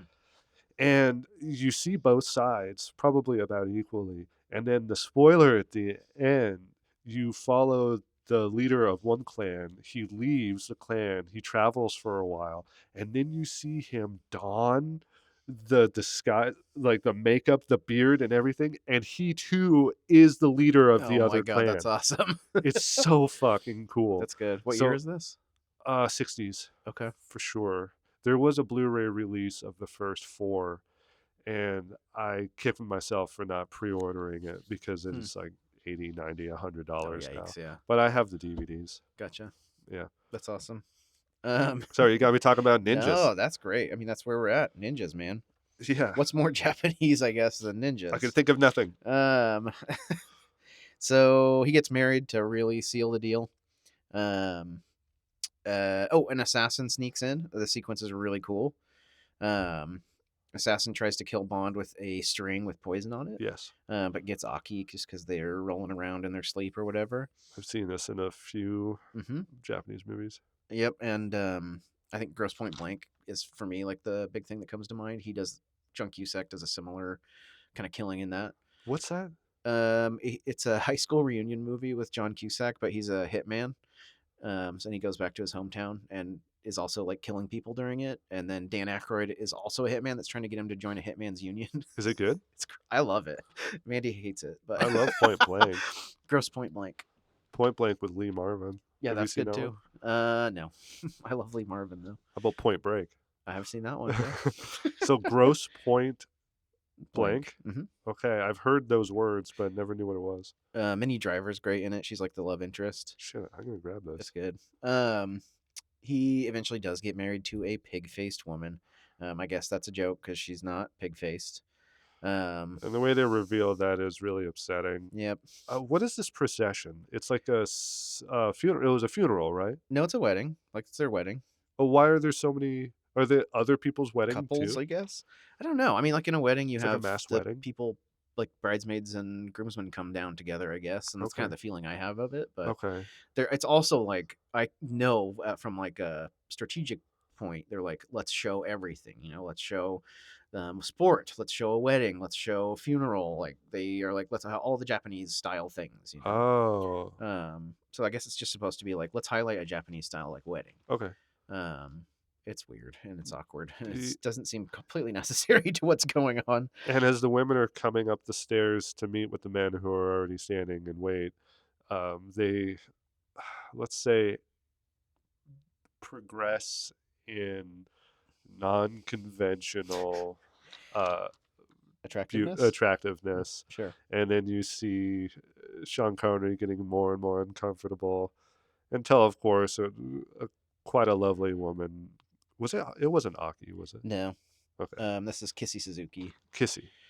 So these actresses, the big like trivia, I guess, about this is these actresses' roles were switched, which would make sense. Because I think Aki is like very cute, like Yeah. above and beyond cute, Yes. and like to have her be the reveal, I think is a hilarious joke. But one they sent these girls for like 3 months to learn English, and one of them just didn't pick up anything, and so they're like, "No, you can't. We need you to be able to speak some English for this. So we're gonna make your role. We're gonna get rid of you." And she's like, "I'm gonna kill myself." So she threatened. She's like, "I'm gonna jump out this window." And they're like, "Okay, okay, okay, okay. We'll give you just a smaller role." And so they switched the roles, I guess, because it would be this great dishonor to be announced as an actress in a James Bond film and then not have the role anymore. So she's like super serious about it. Is it then Kissy for the rest of the movie? And then it's Kissy, yeah, for the rest because Aki's dead. The poison got her. Oh yeah. Yep. So they're married, and he tries to sleep with her, and she's not super interested. Um, and then he's just living his villager life. Another rocket's gonna be launched, and if it's taken, the U.S. say they will go to war. A local girl, and then there is a funeral. The local girl dies mysteriously, and they're Okay. not sure. They have that like box that they're carrying. Yes. That's a funeral. Okay. Yes. Yes. I remember him referencing the funeral. And it's very like Doctor No, Thunderball. Like there's this one spot where if someone goes in there, they die, and we're not sure why, so we just avoid it. Ryazaki Cave. Yep. And so they're like, that's got to be where it's at. There's a really interesting sequence with like gas in the cave. That's like meant to keep out intruders. So they hike instead of going to the cave, they hike to the top of the volcano. They witness a helicopter going into the volcano, but when they look inside, they don't see it anymore. Poor Kissy is just wearing a bra and panties. Oh god, and these tiny little shoes. Yeah, they're just hiking around the countryside. America launches the rocket. This sequence here is the sequence that I really, really remember seeing as a kid. Like Bond throws the rock at the water, and it clangs and bounces off, and it's metal. Yep, I wrote this is the second thing I've ever seen from a James Bond film. Secret forts, hidden entrances, like these are the things that Boyhood are made of, or is made Yes. of. I never forgot it. And yeah, just want to say a little thanks to Joe Dowdy. He's still going. He still loves Bond movies. Last time I was out in their place in Colorado, we watched From Russia with Love. It was great. Do you ever talk to him about James Bond stuff? Yeah, I showed him like the stuff I got at Comic-Con because I got a poster and I got a signed picture as well. And then I told him I was doing a podcast about it too. And I think that was just a lot of information for him. Do He's you like, think he knows what a okay. podcast is? Probably, but I Yeah. don't think he like necessarily listens to him. The helicopter leaves. Kissy Suzuki goes for help again. He's got a new girl that's going for help. And Bond goes ninja mode, and he like pulls over a hood and whatever. He goes into he enters the base. Well, he puts his suction cup knee pads on. Yep. So he could. Yep. That's gonna sound gross. To the interior of the sloped walls. And then at this point, I was like, I wonder where like the space race is like in real life. The first docking in space of two crafts was in 1966 with Neil Armstrong and David Scott. The first extravehicular activities were performed in 1966 by Buzz Aldrin. Gus Grissom, Ed White, Roger Chaffee. I don't actually know who he is. That's when they die in the flash fire during launch rehearsal in 1967. Jesus. So all this stuff is like way, way in the consciousness. Yeah. So I'm sure little kids and just people everywhere were super like pumped about it. Do you think children watching this movie around that time, let's say 7 or 8-year-olds, maybe they shouldn't have been watching this movie, but I mean that kind of is the appeal. Like it's like that. I don't know. Maybe like a 12-year-old boy is like the ideal audience, I think. It's kind of perfect, right? Because there's no actual nudity. It's all just implied nudity. But you're like, this is an adult story. Yeah. Kissing women and people are dying. There's sexuality. There's not a lot of blood. Do you think that this movie is responsible for creating additional levels of fear on top of the existential dread from the Cold War around Maybe. like space capsules capturing each other. I think that's like that must just trigger your imaginations. Like all kinds of stuff could be happening up there that we don't know about. That's Yeah, just darkness up there, right. And I And can't see what's now there's this actually secret happening. war happening. Oh yeah, I know my dad and his brothers, probably in the 70s. My dad's born in 60. It might be in the 60s. They had the Morse space program because they were so obsessed with all the footage that they were seeing. And they did things like jump off the shed with a garbage bag as a parachute or tie up your little brother in a suitcase and put him on a skateboard and roll him down a hill. And because you The- see all these like the tests the astronauts are going through and they're like, I'm in a chair that's shaking a bunch, and so they're like, we're going to put ourselves through the Morse space program. that's the coolest thing I've ever heard. So it's definitely around in the time.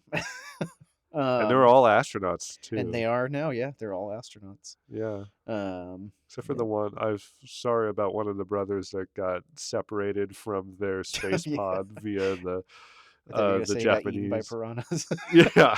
Oh yeah, that would have been good. Yep. So Bond frees the captured astronauts. When he's walking up, they're discussing the difference between cosmonauts and astronauts. Sick.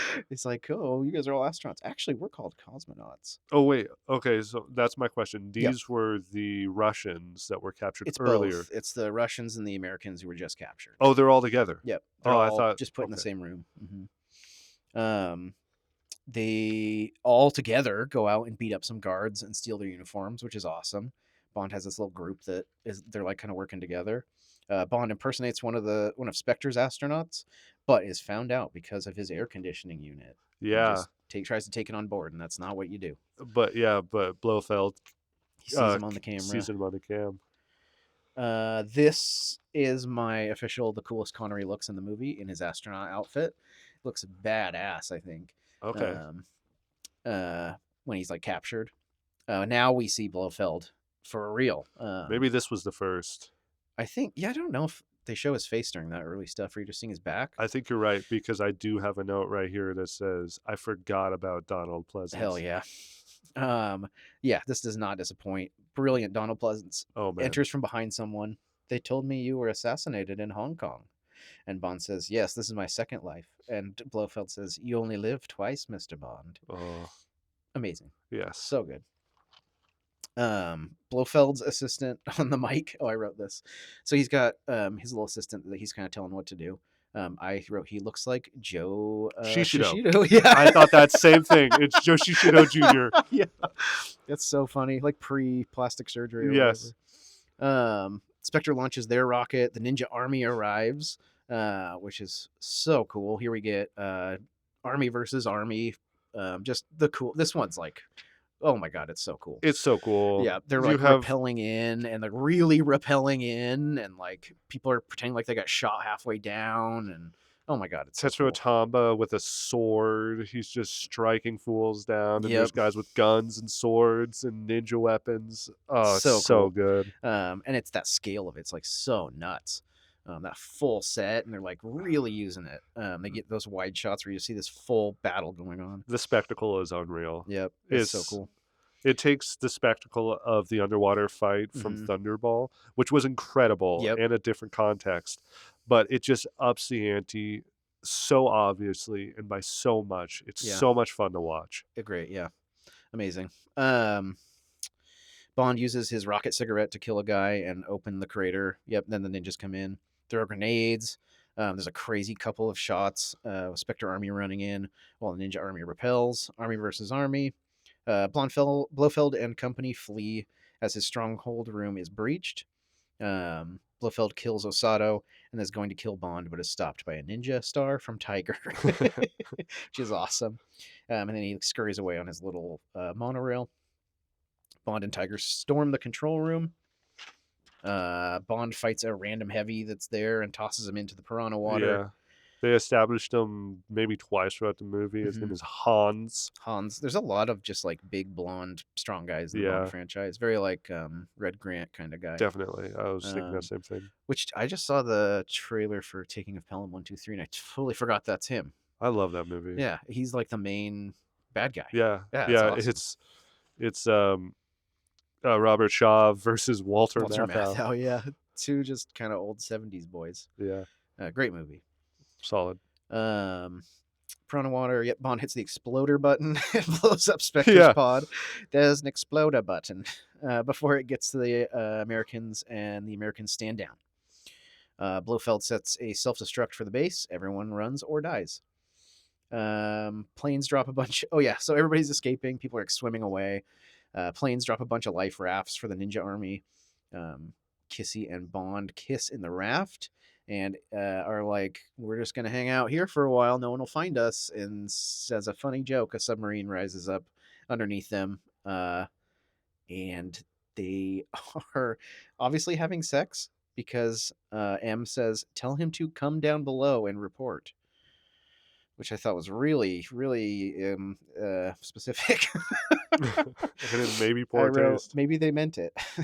And then we're at the end. James Bond will be back with On Her Majesty's Secret Service, as I think the credits say. And yeah, like what a great movie! Like such a satisfying, big spectacle ending.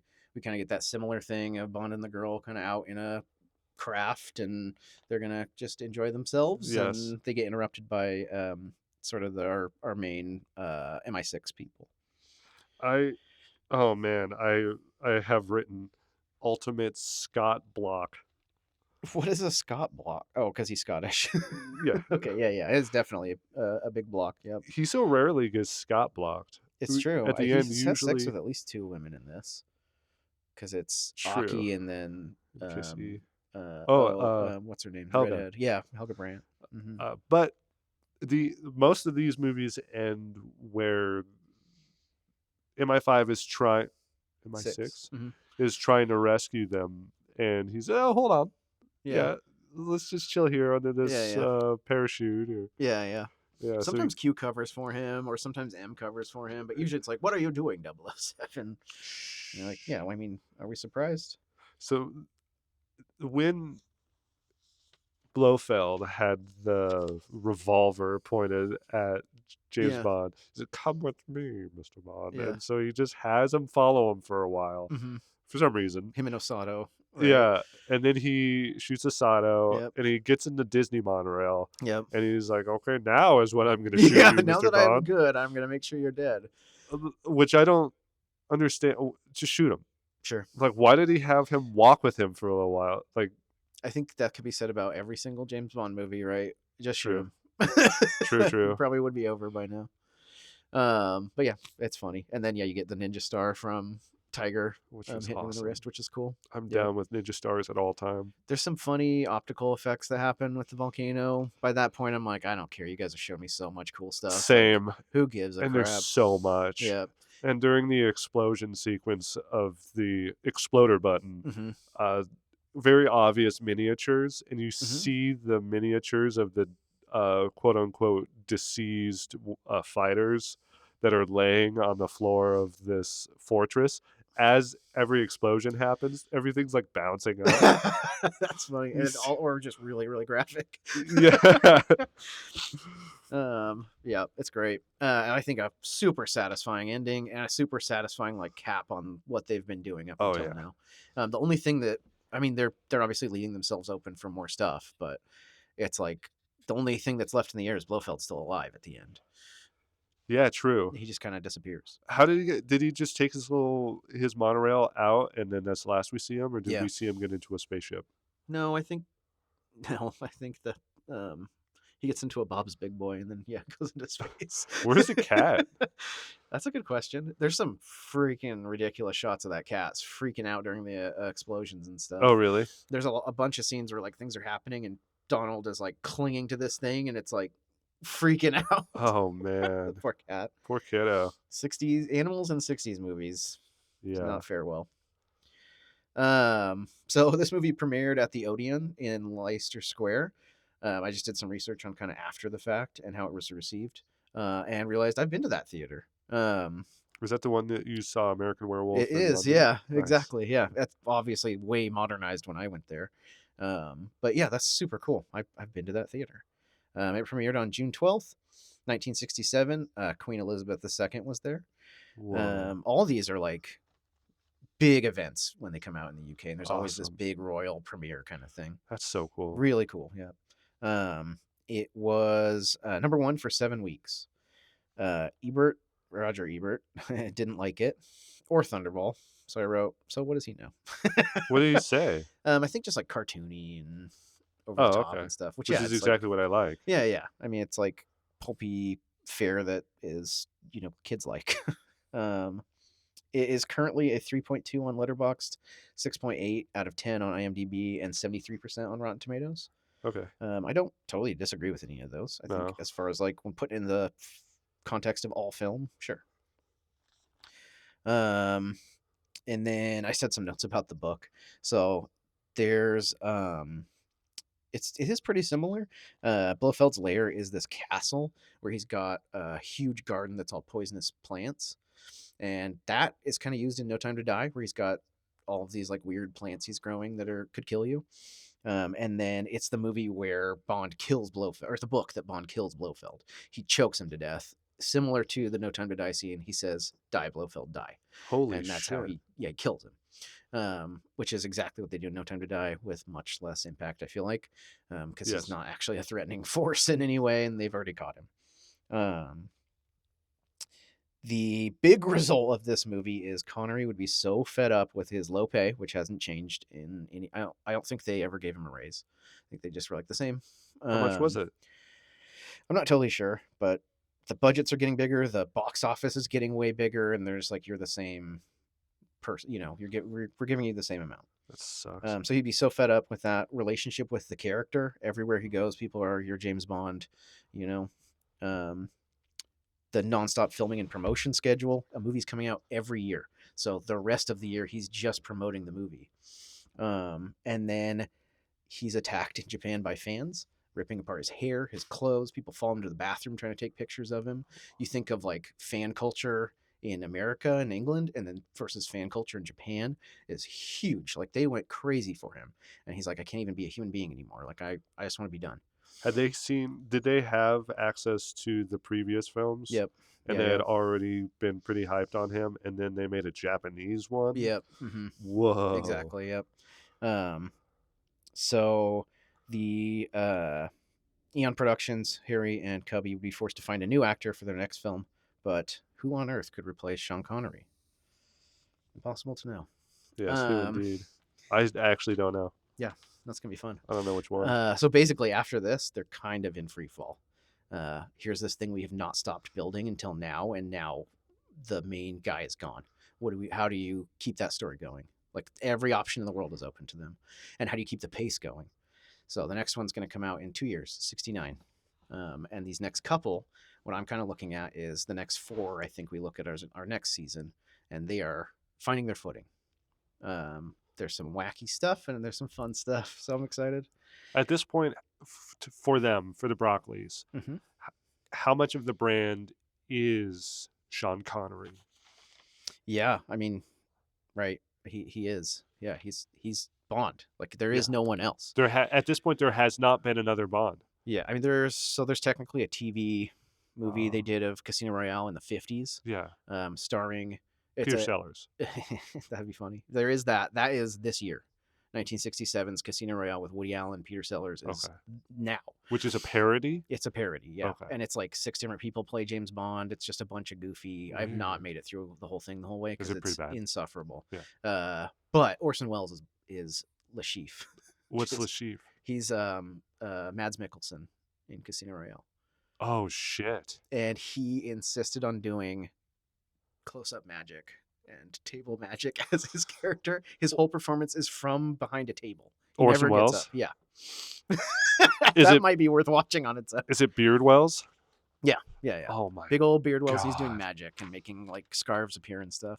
And apparently him and Peter Sellers just hated each other, which completely makes sense. Yes. And so they never filmed together.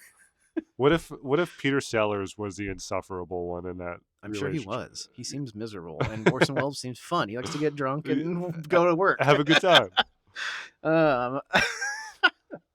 So anyway, yeah, amazing. But yeah, so everything's like really big right now, right? They're at this zenith of like popularity, and then they're like, "Oh crap, what do we do?" And it's like you have Robert Downey Jr. being replaced as Iron Man, right? But this is way bigger than that at the time. Like, even in the comics, there's a precedent for different people coming in and telling the story or different character, and like here, there's nothing. It's Sean Connery is James, and that's the marketing for like so many of it is Sean Connery is James Bond. Do you think that they had to consider, because what's interesting about long lasting franchises with characters that are not only a character, James Bond, but also a position, a role, Yeah. 007. You can have multiple 007s. Yeah. You can get rid of James Bond Mm-hmm. and then have somebody else be Yeah. 007. That's what's interesting about the Green Lantern. That's what's Sure. interesting about, I guess, Spider Man. Sure. Um, that one's a little different. But in this case, do you think they went back and forth like, should we just have another man I think be so. James Bond, Yeah. or does it have to be James? Or I'm sorry, another person Yeah. be 007, or should we have another actor be James Bond as 007? Right. And just be like, oh, it's a different guy. Whatever. Yeah. Yeah. I think that's the question forever. And then that's the question also from like fans of, is that what happens? Of like, hey, is this other actor a different guy? And also James Bond is a code name. Oh, But we'll find there's a lot of things that tie some of these together. I think once you get to Daniel Craig, it's a complete split. It's a different, like they're going, that stuff didn't may or may not have happened. Don't worry about it. We're starting over. this is It's the same guy, but it's in now when none of these things have happened to him. this is canon. This is our canon. Yeah. This is Chris Nolan's Batman. This is our Yeah. universe Yeah. of the James Bond canon. Yeah. And we can reference all that stuff or use that stuff if we want, but until it's there, it's not real. And so they went so far with this. God, I would love if this is what happened with Skyfall.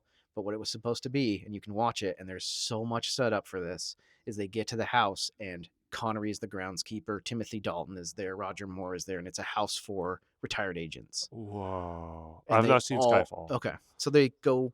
He keeps saying we're going back in time, and they go to Scotland, and there's the safe house thing. And they like defend it, and like fucking goddamn, that'd be so cool. And also, I would have been so pissed if it would have happened at the time too, because I was very much like, it's the same guy.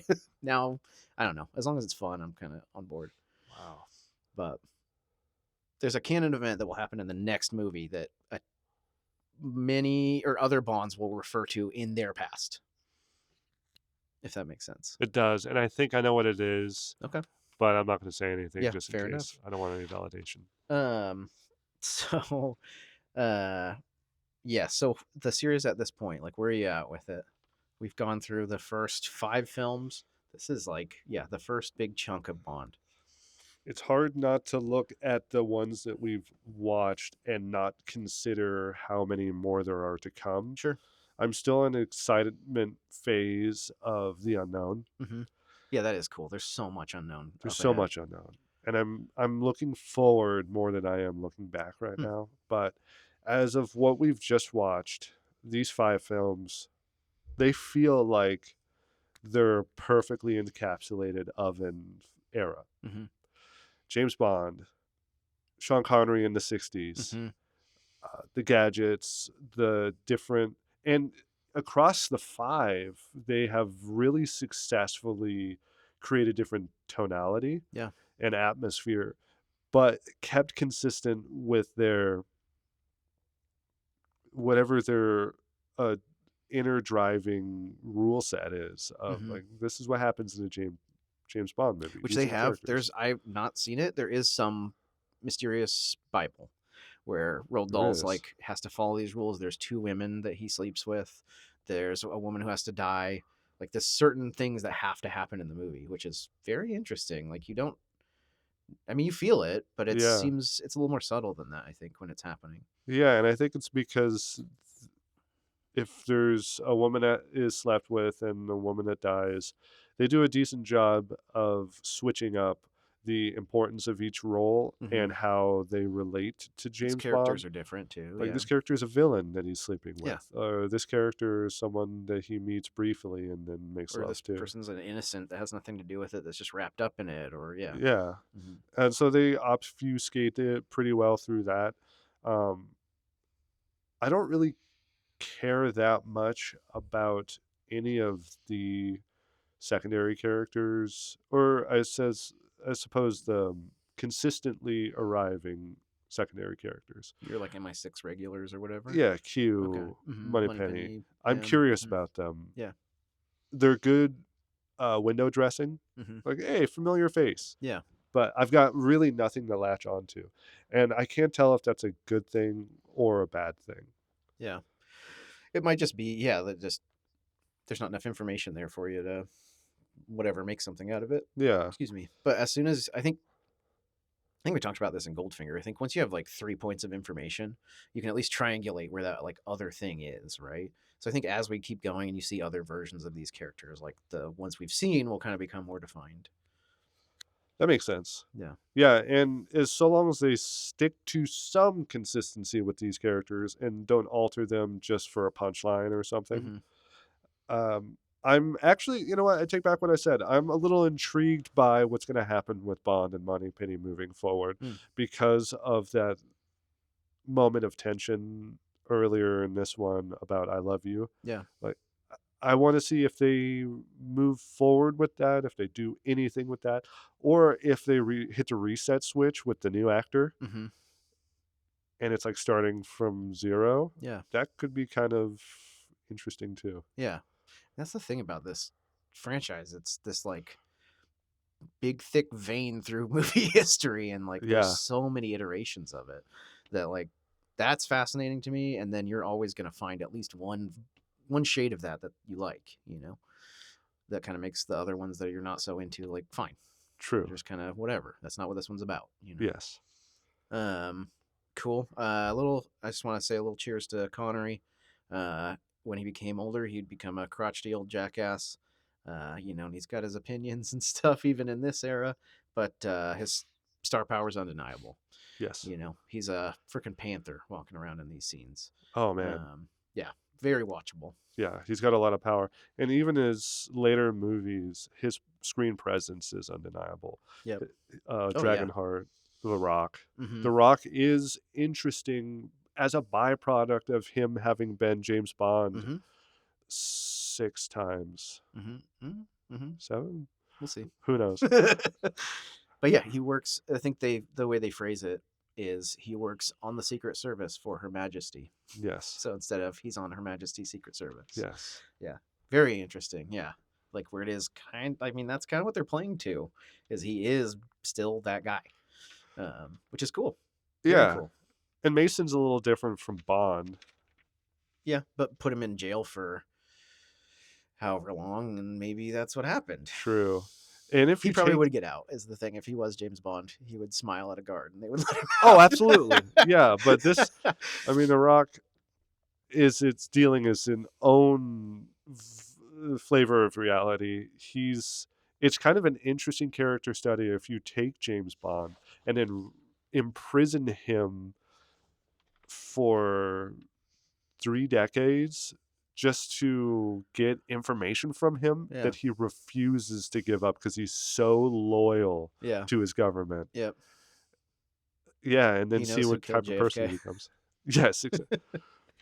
Honey. Which is also a 60s crime like that. I don't know how that makes sense.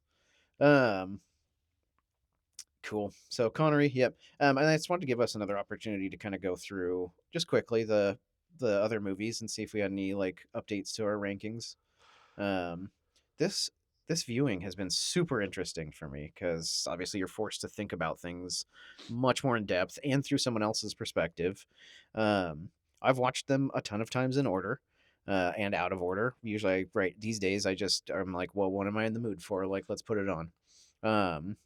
But this viewing has really put in perspective the like shape of this thing that they're building, the story they're telling, the franchise they're making. Um, it's also really played with a lot or put to test a lot of my longstanding opinions on the movies, which is I think enriching only and interesting. But like like I've always loved From Russia with Love, but this time being super critical, it was kind of like a bummer a little bit. And this, I've always been down on Thunderball, and like this time I had the best time. So that's so cool to be able to like move those opinions around in my head. And really, my goal is just like I already love all of them, but like to just continue to love all of them in their own way. Yeah. Um, so yeah, I mean, basically, thanks for doing this with me again. You're It's welcome. fun. It's been a Having a blast. great time. So for me, and I've also gotten into Letterboxd a lot recently. Good. Been posting some stuff on there, posting links to our episodes on reviews to the movies, Holy just shit. to maybe get some views. But Doctor No for me is still it's a 5-star movie, Okay. and that one's personal. Like I know it's not a perfect movie, but for me, it's like a one of those ultimate comfort films. Yep. Where you at? What do you think? I don't even For remember what I should have written down what we ranked these originally, but I think I know I for gave it a me, 5. I probably have 3.5. Okay, which yeah, like 2.5 is middle of the road. Yeah. This is a step above. So Yes. yeah, awesome. From Russia with Love, serious, ish. I say serious, and then I think about like some of the sillier stuff that happens in it. But I think it's simple. It's cool as hell.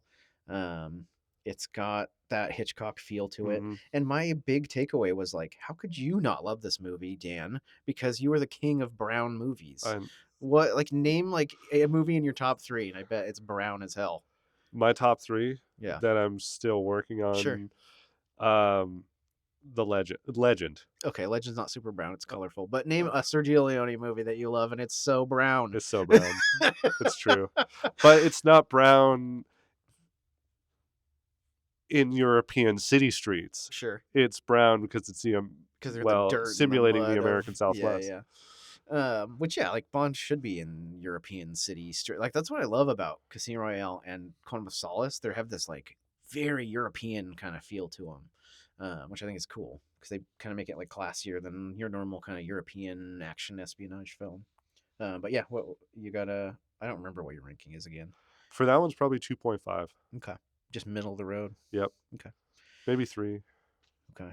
But I think that one was a victim of expectation versus Sure. payoff, where they set up such an interesting film with that first 10 or Mhm. 15 Yeah, that's minutes. right. It Hmm. was so exciting, so interesting. You had the chess master that didn't do anything.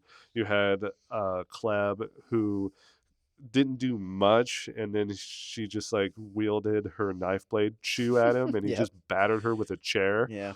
And uh, yeah, and I was pretty disappointed in Red Grant. Red Grant. I Hmm. almost said Red Shaw. Uh, Setting up that they're both exquisite Yeah, he's supposed super to be like an assassins, equal. Hmm. super spy, and then this confrontation, and Bond swerves him by telling him he's going to give him some gold, Yeah. and the guy's like, sick. Yeah, Let's yeah. do this. That does confuse him. Yeah. Okay. I have that as a 4.5. Russia. Yep. Okay. Um, I do. I mean, the other thing is like, what other context do you watch a movie that you just you have to, no matter how you're feeling, you know? True. Or like, I'm gonna pick what I'm in the mood for Yeah. usually, and it's like, here's homework. Even if Yeah. I love this movie, Yep. it's Yep. like I have to focus on this the whole time, and I'm really, if I'm not into Notes. it, I'm gonna be down on it. So I think that was a victim of that for me. Goldfinger, it's a classic. It's your dad's favorite Bond movie. Yep. Um, it's very hard to argue with. For me, it's also kind of middle of the road. Like they have everything is intact, right? But you have that problem where he's not super involved in fixing or like solving the problem. He's Mm-hmm. just kind of there. Your characters are great. Goldfinger's great. The car, all that stuff. But for me, it's just maybe it's just because I've seen it like too many times. Every Yeah. time it's in the theater, it's that movie. Yeah. Like anytime they have a Bond film, it's that one. So maybe that's just it too. That But was yeah, the first one I was like pleased with, yeah, like really excited about, or maybe it was the first one where my expectations of classic Bond yeah. were met. I think if you have no idea and you're just like, let me see a 60s Bond movie, like, yeah, Goldfinger will satisfy that Yes. 100%. Honestly, if you're like, hey, like, set me up, what are the ones? I would just Yes. say, do these 3 as a trilogy: Goldfinger, Thunderball, You Only Live Definitely. Twice, and you got a real good image of what's Yes. going on. And if you like that, sure, go back. Yeah. I think my rating for that one is the highest Okay. of any of them that I've given thus far. But that one, upon further introspection, I might have to reduce, because one element of it that I remember discussing with you Hmm. that is a sticking point for me for a lot of movies is when uh, a plot is advanced mostly not through the choices of your protagonist. Hmm. Like you have a protagonist who's should be propelling the story, or the story is around happening around them, and they're constantly tasked with making choices that affect the world around them, and that's a lot of internal and external conflict can come from Hmm. that. He's a hostage most of this movie, Hmm. and Yeah, and sometimes you can get away with it. I don't think Raiders is suffers from it at all. no, And Raiders literally like he doesn't. You can go through the whole thing and it's the same thing, same problem. But the action is so good, the character's so good, all of his the side characters are so good. Like, who cares? You yeah, know, this that's a one great you point. definitely feel it by the end. Um, but then you get Champagne Leader, Champagne One, and Pussy Galore flying her flying circus around, Yeah, and and you also get I don't the care as Fort much. Knox. Or Yeah, a Goldfinger getting sucked out of an airplane window. I I'll definitely rewatch it. I'm gonna rewatch all of them, but I'd be interesting to see on a second viewing Yeah, how things stack up. sure. Yeah.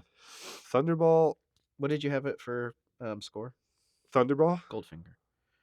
probably 4.5, Okay. 4.5. Nice. That's pretty high. It's either Yeah, 4 or 4.5. that's cool. I have it as a 4 here. Thunderball, I think, is a 4, but I think I might like Thunderball more than You Only Live Twice. Interesting. But Yeah.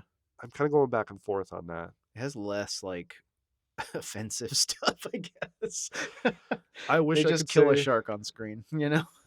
I wish I could say that all that bothers me more than it actually does. I Hmm. think I could really contextualize it and Sure. I think compartmentalize this it. time I like it really stood out to me just because, yeah, like putting a magnifying glass on it. Usually, Yes. like, I don't really give a crap. Yeah, and mostly we have to acknowledge it. We have to Sure. talk about it. And as someone who's like, as people who are contributing to culture by creating podcasts, I think it warrants a conversation for sure. Sure. Yeah. And there's always the back of my mind worrying that, like, well, am I going to be construed as an ignorant brute for not being more aggressive Sure. If you about? came to a James Bond podcast and you hate what it's about, then you're probably not gonna have a good time. Yeah, yeah.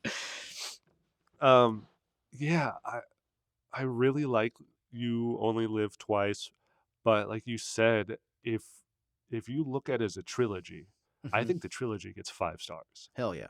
This Hmm. is a 5-star trilogy. Yeah. Very like competent. Yeah. Each one has its own place, and yeah, agreed. Absolutely. Um, I have I've been down on Thunderball for such a long time, and like is I love it now. Like I'm giving it 4.5, and the only reason it's Nice. not a 5 is because the clinic sequence I cannot stand. Luckily, it's only like 5-10 It is, yeah, minutes, it's the beginning, but it's like, oh god, yeah, it's such a drag for me. but it's If I so just go goofy. scene skip and then who I don't care, you know. Interesting. Yeah, you don't get anything from it Not really. It's just except him for him playing being put in games the with that stretch little machine guy. Yeah, you got well, yeah, you have to miss that. and the sex mitten. Yes, and the He's got that sex sex mitten mitten. and the see you later irrigator line. Okay, so 5 stars. Okay. Yep. What did you have it at? Thunderball? Probably 4, Probably maybe 4. three Yeah. five. Okay. It's in this. I'm Uh, curious to see your. I don't. Have you ranked any of them on Letterboxd yet? I know you've done like I've watched them or whatever. I At don't least one know. of them. Here, let Okay. me, if you could Yeah. Yeah. cover for me. Sure. Um. Yeah. Super interesting to see like all these in a different context. But Dan is looking for his scores right now. But You Only Live Twice. It's always been a 5 star for me. I think just because it is that culmination of everything. It's bigger, it's more bombastic than the other ones before, and I think they pull it off completely. And then you get what a villain like Blofeld, amazing. Um, yep. Dan is still looking for his scores. Do you know when we recorded Thunderball? uh, I don't. Maybe 2 months ago. Uh, don't know. Okay, I don't have my letterbox on my cell phone. I mean, I have it, but I'm not logged in. gotcha. Yeah, no, that's cool. I'm excited to see your updates on there. Yeah, okay. Would you recommend this one? Absolutely. Okay. Yeah, I think you kind of went over that. Like even as a trilogy, I think it's a good recommend. I think I don't know. Even if somebody's like, I just want to see a Bond movie of that era, like this totally fits the bill. Um, it's pretty long, but you kind of get everything you could ever want out of a movie. Yeah, it has the most climactic action sequence of any of them. Hmm. Ah, that one in Thunderball is so It is so interesting. good. The underwater stuff. It's so different than Yeah. just a fortress being raided by dudes, Yeah. which I love. I Yeah. love a fortress being raided by dudes. Yeah. I mean, you're not going to go wrong with Thunderball either, I think. No. And you get that tropical kind of Bond thing going Tropical on. Hmm. Bond, the boat is really cool. Yep. Yep. Largo Largo is is a little cool. I mean, he's kind of bland, but I just the eye patch does it for me. It's like if you're gonna have a pulp story, you got to have somebody with an eye patch in there. And definitely. the when they go to their like secret headquarters is so cool. You see that guy fried in the chair. Oh yeah, and ice cubes and cigarettes. Applied scientifically. Um, all right. Anyway, um, cool. So yeah, I guess check us out on Letterboxd. I think I'm just Night of the Living Andy on there. What's your I think I'm Daniel underscore Ebert. okay? Cool. Um, maybe you are. There's somebody. What's your profile picture? Is it like a statue face or It is something? a statue. Ah, that is you. Okay. Yeah. Because I found somebody else named Daniel Ebert, and they had Bond reviews, and I was like, "Who No is this way. guy?" And I just followed him too because I was curious. Just in So case. then I'm confusing myself with who is who. So yeah, great movie, awesome. The end of this sort of section of our podcast.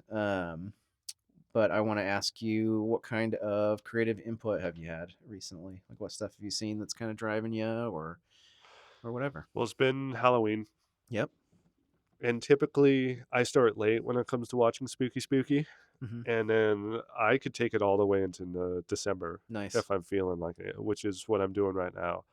I watched uh, some 80s effects driven horror movies Cool. that stood out to me. There's a film called Evil Dead Trap, Okay. which is a Japanese movie from the 80s. It's clearly drawing inspiration from Evil Dead, Yeah. not only just the name, but in how it uh, how the story goes. And it's about a reporter who has a late night crime based talk show.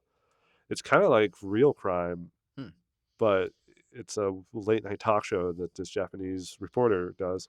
And a fan sends her a snuff film Hmm. that she's convinced is real, even though her coworkers think it's fabricated. So she manages to follow the path that the director of the snuff film drives in fast motion. She follows that to an abandoned warehouse, and then she and her crew are slowly picked off by supernatural slashers.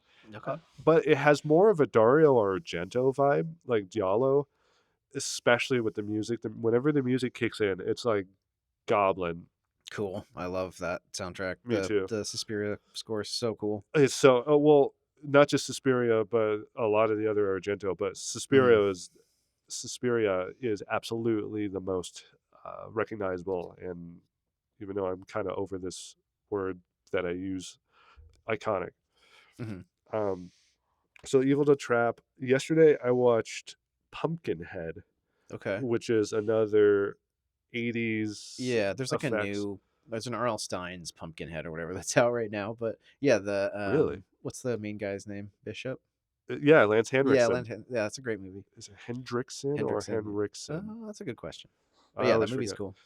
You've seen it? Yeah. Yeah, yeah, it's great. Yeah. It's fun. It has a really good, like oaky kind of backwoods kind of vibe to Yeah. it, which is really fun.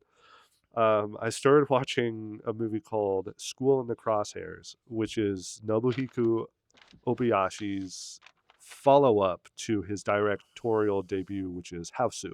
Oh, okay. That's Uh, his debut. yes, Crazy. apparently he did. He was a commercial director in Japan That makes sense. for many years, and then he decided he wanted to take on that job. This one is about a group of high school students who develop latent psychic abilities and use them to thwart an alien invasion. Sweet. Yeah. That sounds awesome. And it feels like Houseu. It has all the charms of Crazy Houseu. effects and just Crazy, wild crap happening all the weird time. musical numbers. Cool. Yeah, it's really fun. That sounds great. Uh, anything else? Oh, Blood Moon. My brother bought me this. It's a Australian slasher Okay. from the 80s. Early 90s. I'm thinking late 80s. And at first I wasn't feeling it. It's just like a slasher. Mm-hmm. But it's not just a slasher, it's kind of horror, kind of comedy, and kind of like this school versus that school, like prep school, like, oh, you're a townie, but we're from the prep school. Gotcha. And that kind of goes nowhere. But Okay. and it's kind of funny. It's the performances are spectacular because of how over the top they are, but not in a way that's grating, in a way that's genuinely fun. Yeah, that's cool. Yeah, I really enjoyed that. I was surprised at how much I enjoyed that. I have them written down. I kind of fell out of movie watching because I was doing some other stuff. Oh, Yeah. dude, the John Candy documentary. Oh yeah, I bet that's sad. Did you watch it? I haven't yet. The first 10 minutes, I've rewatched maybe 30 times God damn. because it's a montage set to Dan Aykroyd doing a eulogy. Oh boy. It's unbelievable. Yeah. I turn it on if I want a good cry. Sure. Yeah, that 'Cause sounds it's like back in the day watching like Jim Henson's funeral over and oh over jeez, again. yeah. You're just like, there's no way for this to be anything other than sad. It's Yeah. but it's But it lifting is and it's also, yeah, a beautiful. celebration of that. It's a that celebration, thing. exactly. That's exactly how it comes off as. It's a celebration of a magnificent man. Awesome. Yeah, we're gonna watch it at some point. It just, you kind of know what you're getting into, and it's gonna be sad. Yes. But yeah, John Candy's awesome. I watched a movie called A Chinese Ghost Story yesterday, Okay. which is part of a trilogy. It's a Chewy Hark produced film, but he didn't direct it. So it has a lot of like the Zoo Warriors of Magic Mountain and or Once Upon a Time in China kind of high flying wuxia kind of tone to it. The effects works are stupendous. The What year? editing. 80. Oh, 80s too. 5, 6. Okay, so I was just looking at it. The sequels, I think 87 actually. Okay. And then the sequels pop off very early 90s. But yeah, and it's based around a romance, which I'm a sucker for, surprisingly. Yeah, nothing wrong there. How about you? Yeah, so the big stuff. So we just watched Attack the Block. Oh, I love that movie. Yesterday. Yeah, that movie's so good. We watched it together at Lloyd Center. The entrance is in a food court, and then I remember the screen having like holes in it and stuff. Really? And not caring at all. Yeah, Being it like, was this is just so good. amazing. Yeah, it was just there's like like 6 people in there maybe. Yeah. And yeah, it was awesome. It was like a little pilgrimage to be like, hey, this is the only place that's playing this movie. So I was thinking about that yesterday too. Yeah, the movie's awesome. Great soundtrack, good cast. Freaking John Boyega. Yes, Awesome. very good movie moment. Yeah, he kind of makes me like, or that movie makes me like a fan of his. Just same. Yeah, regardless of anything else. Yeah. Him being less present in the later Star Wars sequels. It's a bummer. It's a crime. Yep. So that was great. I love that movie. We're kind of building up to going to see Running Man next week. Nice. So we watched Baby Driver recently too, which is fine. It's so middle of the road. I feel like. I liked it so much more when I watched it the second time. Interesting. Just recent. There's a bunch of stuff I didn't notice, which is cool. That there's more things in there. That's kind of Edgar Wright's thing. Is like, I'm gonna reward you for watching it over and over again. Yeah. But we also watched Shaun of the Dead, and it's like you can't even. Yeah. That thing is fully cooked. Like that is a great movie. That's a 5-star for me. Yes. And this is more like maybe like 3, because it's not fully baked, and it does get pretty generic in parts. I think the cast is kind of uneven. Jamie Foxx is fine, but I feel like somebody else could have made that something else. It's a weird choice. John Hamm is fine, but I feel like somebody less known could have made that their own thing. Sure. Same thing with what's the other guy? Kevin. Yeah, Kevin Spacey. There you go. Yeah, same thing. It's like if he would have used maybe more unknowns, I think this would be way more interesting. True. And then really way leaned into that musical action kind of Hmm. thing that they were doing. I think it was a little too subtle. Too And subtle. I think so. Like, because the gunshots, they really just sound like gunshots in those moments. You can kind of tell they're doing tequila on the guns, but it's like kinda to Okay. me. Um, and then the ending is weird. He goes to jail for a while and then is out, I guess. Yeah. I don't know. It's It's a fine. I taxi think those driver. two are great. I Oh, think it the must be a reference to Taxi Driver what do you think? Why is that? because he goes to prison and then he gets out and he kind of And gets he's like a back into. hero a little bit Yeah. almost. Yeah.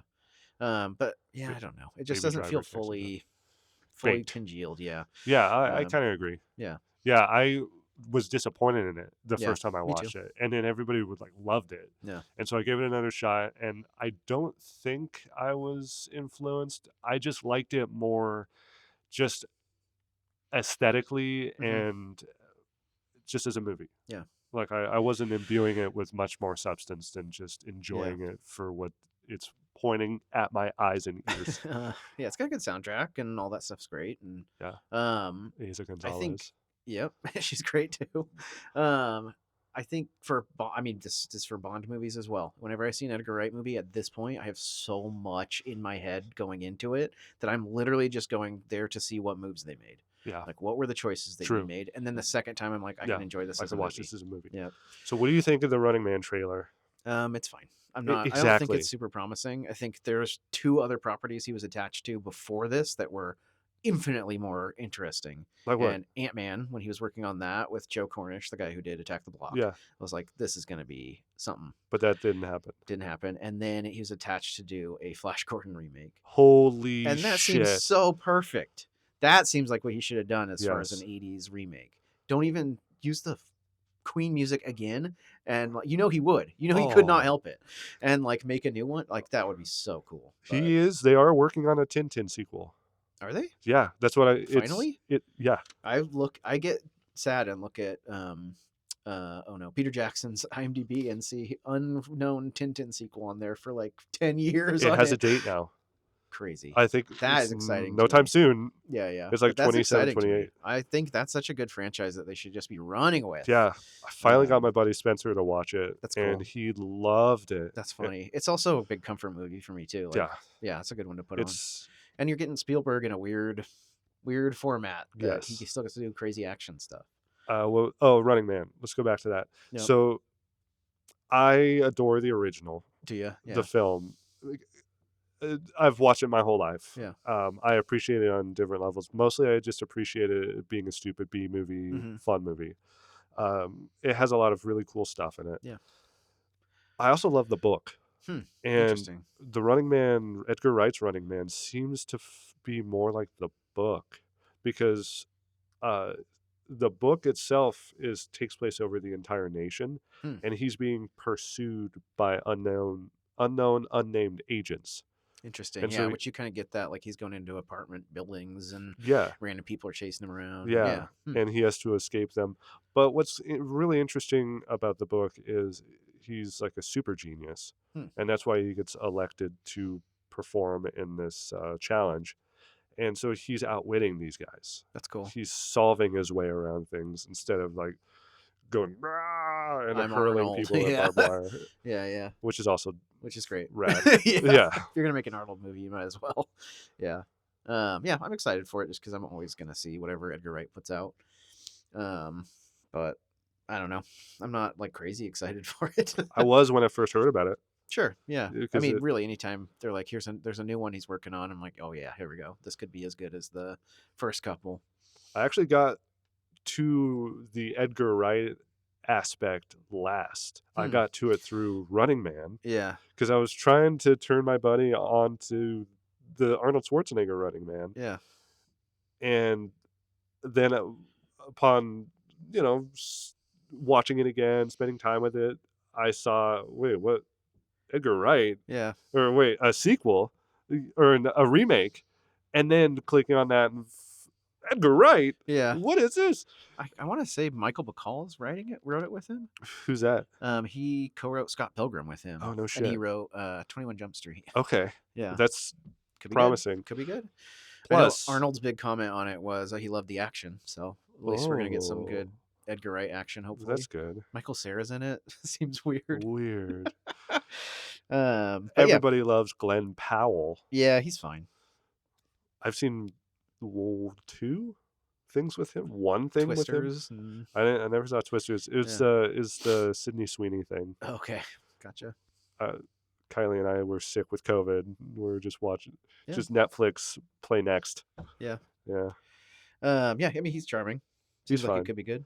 Yeah, The other thing that's really had impact on just my headspace is the Devo documentary that's on Netflix. yeah, Yeah, I don't something about them. Their like philosophies like really clicking with me. really. This sort of like the idea.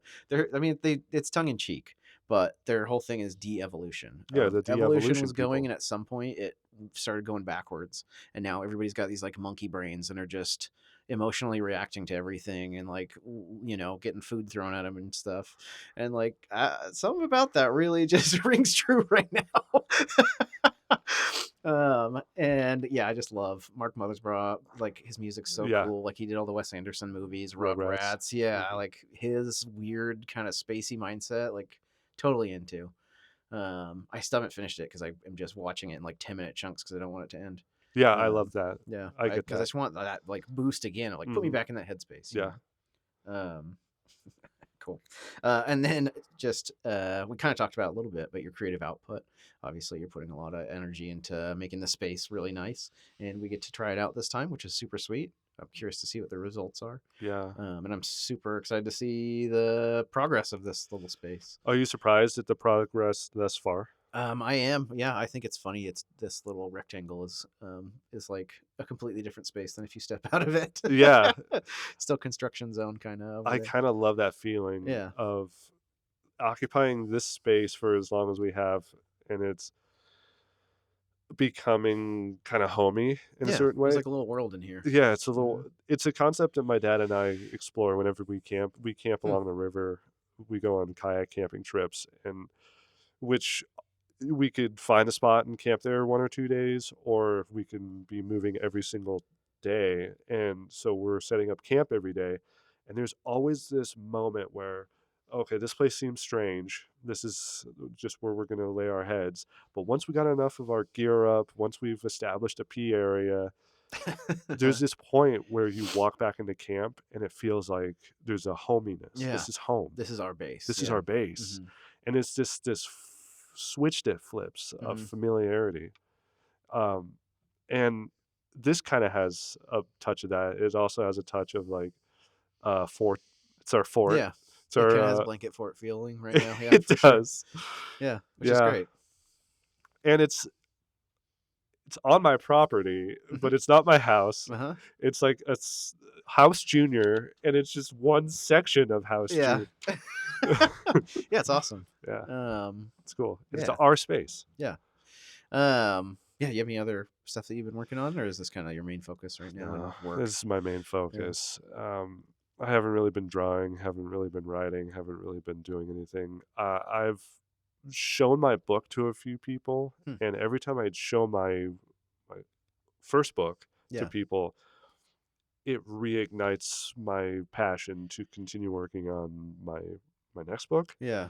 And working on this studio is all the effort I put into the studio is progress into that. Yeah. And I keep reminding myself that it just doesn't yield an aesthetic output. Yeah. Well, yes, but it's like the ingredients into what you're making. It's Yes. like, hey, I'm gonna make you a ham sandwich, but first I have to raise these pigs in this farm over here, and then there's all these steps to get It's a great point. to that piece of it, It's which exactly that. I think that's cool. Like I'm putting my effort into editing this and doing that, and you're putting your effort into like making our next one better, which is sweet. Yes.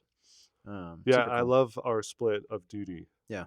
Like the evolution of your editing skills throughout the process is evident.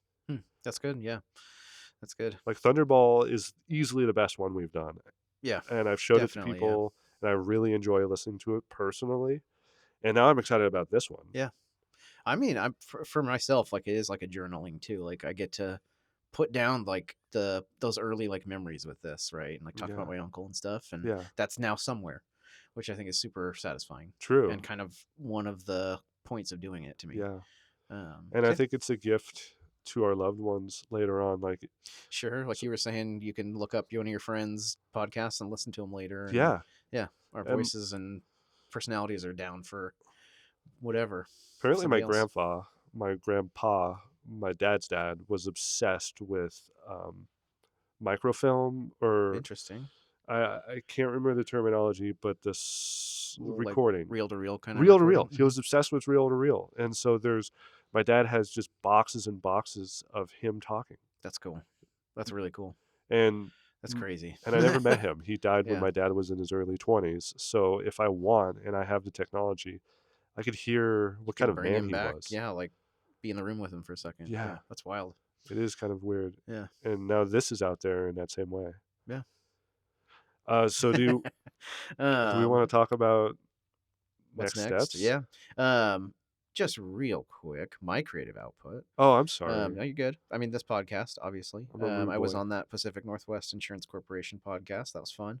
I've been trying to write more. Good. I had an outlet for it for a while where I did it for work, and then honestly, it was about 2015. I had a split with that life and was like, I have to kind of put all of this in a suitcase and just focus on like surviving and having a Yeah. job that makes me money and all that stuff. For 2 years, I was like, I don't know who I am anymore. I'm nobody, because I was like, I'm not that person anymore. I'm not going to be that creative person. I'm just Oh, going to be a normal whatever. And like, obviously, like that's not right for me because just depressed the hell out of me. Um, and slowly, like, I've been rebuilding all that stuff, and I've had to focus on camera, learning how to do filming and editing and stuff, but writing never kind of came back. And now I have a couple outlets for it. I know, I mean, it's silly, but like writing reviews on Letterbox to me is interesting. Writing these notes and my thoughts and stuff is super interesting. And then Mandy and I started doing, we only have one episode up, but it's um, I mean, part of my creative input has been Matt Ellis's old time radio show podcast called Quietly Yours. It's kind of put me in this headspace of like old time radio and like telling stories and like editing sound effects and stuff. And so we started doing sort of an old time radio show kind of thing that's like Vancouver, Washington fan fiction almost. Like we die in the first episode and are ghosts and can kind of explore. I just wrote the second episode, which is about David Douglas Park and Wesley Allen Dodd, who is Vancouver's serial killer. It gets a little dark, especially for a second episode, but having an outlet for that of like, both of us are super interested in Vancouver, the history around here, and being able to put that in like a fictional narrative type stories been really fun. So that right now, I think I'm going to release it as podcast episodes at some point. Our pace is, we did one last year and I just wrote a script like yesterday. So the pace is nothing, but it's on my YouTube right now, which is also Night of the Living Andy, which also has weekly cemetery videos, which I'm working on making, more than just walking around a cemetery and showing off cool headstones. But right now there's some sweet stuff on there. I just did one that was Lakeview Cemetery, where Bruce Lee is buried, and his son, and John Saxon, who's an actor in Enter the uh, Dragon. he's also in Enter the Dragon. Yes, he's like 30 feet away from them, but he's also in Nightmare on Elm Street. He's your Yes. dad. Um, and then yeah, there's more stuff coming in there. So Night of the Living Andy on YouTube. You know where our podcast is because you're listening to it here, and then Night of the Living Andy on Letterboxd, I guess, is the stuff that I want to promote a little bit. But yeah. Damn. You just brought up so much stuff that is so much conversation worthy. Yep, but to be But continued. yeah. Yeah, we'll have plenty of opportunities. So next for the show, I wanted to. So for Bond, the next one is On Her Majesty's Secret Service. It's Mhm. made 2 years later. It's our last '60s Bond film, Okay. 1969. I'm super excited for that one. But I wanted to throw it to Dan so we could kind of mix it up a little bit and have him pick whatever we're going to talk about next. So Uh-huh. we had discussed having a breather, Bond Yes. breather. Mm-hmm. And if you're still down with this, Yep.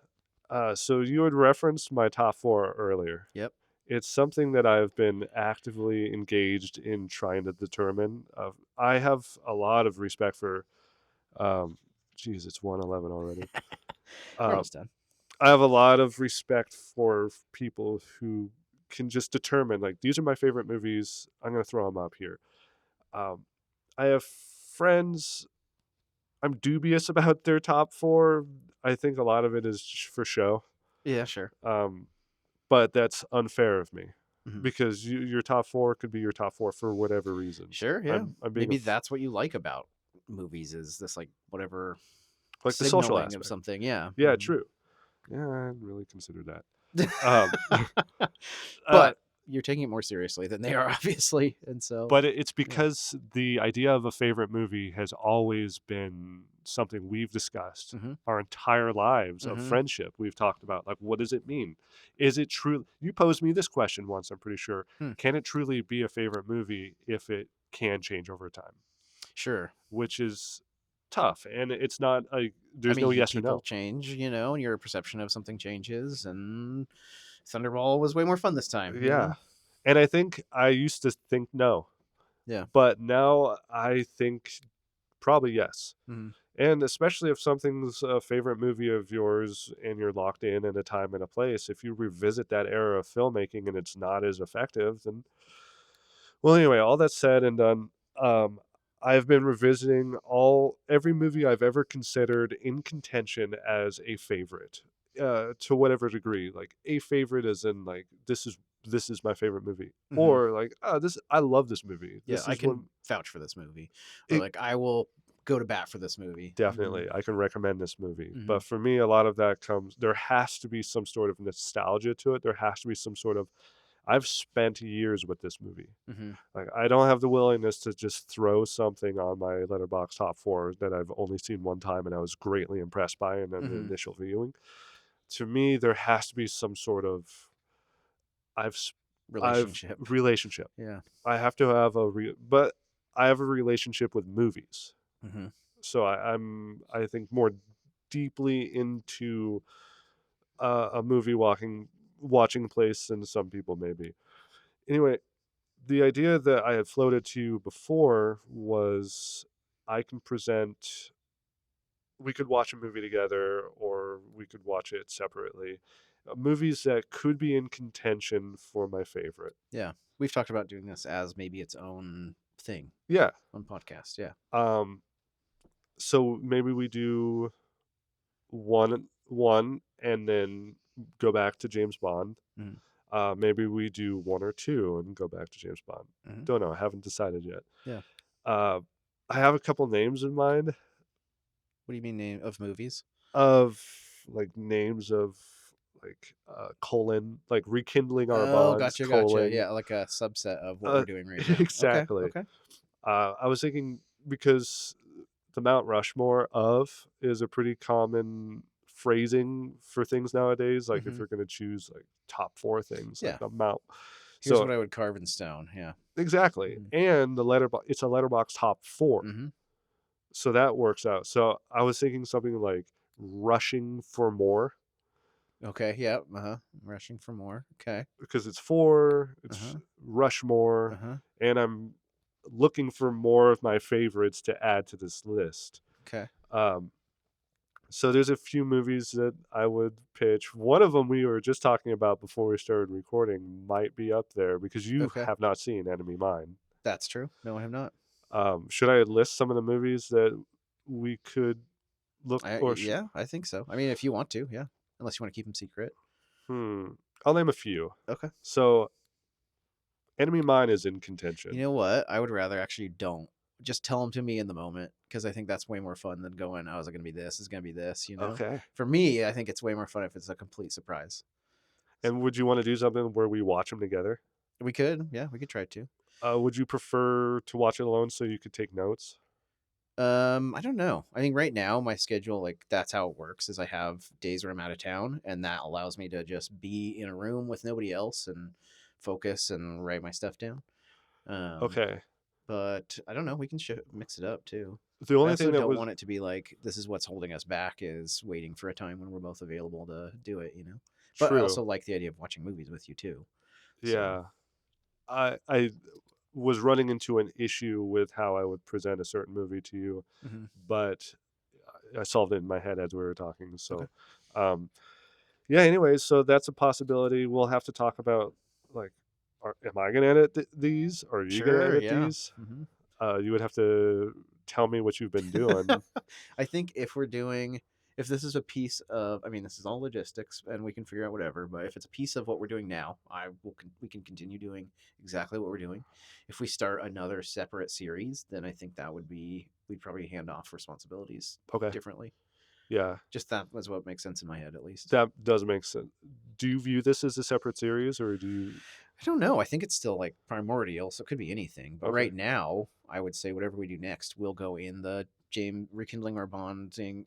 Oh my God, Rekindling Our Bonds podcast feed. So yeah, it would be in the same thing. Okay. Perfect. And then maybe it spins off into its own thing, and maybe we revisit or we include those conversations in that stream as well, right? Intriguing. And I hope that the more evolved that the studio gets, Mm-hmm. the podcast nook, it reduces the amount of work for Sure. in an Mm-hmm. editing room. Yeah, ideally, if it's like I throw these tracks on, I put music underneath it here and there, and then we call it good. Yeah, that's the ideal editing flow Hopefully for it sure. sounds good. Agreed. We'll find out. I Yeah. got one day to edit Yeah. it. Cool. Well, that's what I was thinking. We could talk about it a little more after we log off. Yeah. What do you got though? Are you gonna pick one? What do you mean? A movie? Or are you picking Enemy Mine? Oh, should I?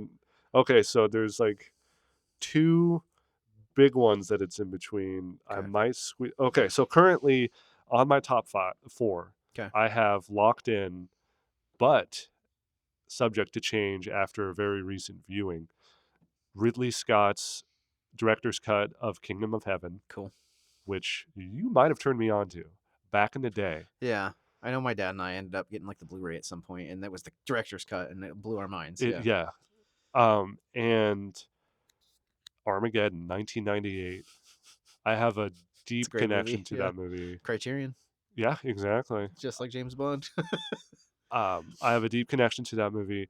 Also, it'd be interesting for me to have a conversation about movies that I'm intimately familiar with Yeah. versus you seeing it. And a lot of these movies could be movies you've seen as well. Sure. Yeah. Anyway, I had COVID relatively recently. I rewatched these movies. They didn't hit in the same way that they always have, and could have been that I was a little out of my mind from being sick. And then so some potentials. We could edit this out if you so choose, but potentials. Wait, didn't you want to be surprised? I think if you're like throwing one in my lap, yeah, like I would love to be surprised. But I can also go to your letterbox and see that these are there. You know. They're my highest rated for sure. Gotcha. I I may end up when I'm giving you these audio files, I Yeah. can just slide over the ripped versions. Ripped So versions of the the movies. movies. Gotcha. Yeah. Yeah, we can see like if it's streaming somewhere or whatever, and Oh, then true. yeah, Otherwise, it'd just be on your laptop. yeah, that's cool. Um, yeah. Do you want me to tell you? Well, no, not really. Okay. I mean, it's fine. You can. That's also fine. Um, I mean, I have an idea of some of your favorite What do you think? movies. There's got to be a Leone movie in there, or a Western, just in general. Is Unforgiven on there? It was. Okay. We could re-explore that one. I I have rewatched never it. seen it. Ooh. Yeah, and then also we have that whole. I mean, it's not in your favorites, right? We were talking about those. What are those like samurai movies that were influenced a little bit by James Bond and Sergio Leone? Oh, are you talking about Spy. the Bounty Killer I think so. Was that what they or were? Bounty Hunter? I've not seen those. Yeah. I was excited about them, but Yeah. I have not seen them. That might be interesting to pursue stuff like that too, Right. like things informed by Bond. Mm-hmm. Sabata, Yep. Yep. that could be Sabata. fun. Mm-hmm. Sabata cast. That would be awesome. I'm totally down for Sabata cast. Yeah. Bring Lee Van Cleef into my home.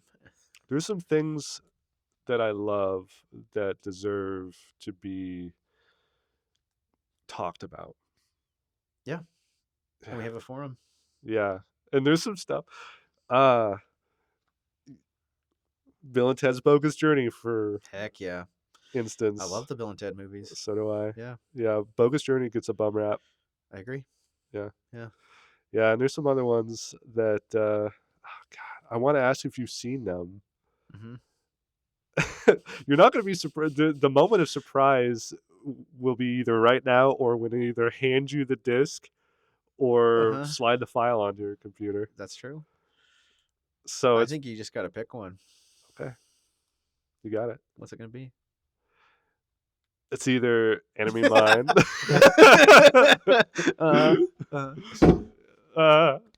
and some other stuff. I guess like looking at it like, hey, we might do another series with that of continuing it. Like where do you want that journey to start, right? And it could just be we just have to start it, and so you pick one, or it could be this one makes sense for us or what we're doing right now, or yeah. Well, I mentioned Legend earlier too, and that's in contention.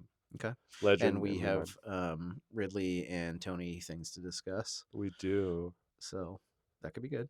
Yeah. Yeah. I think that's an underappreciated Ridley Scott. Yeah. Is that it? Are we doing Legend? We might.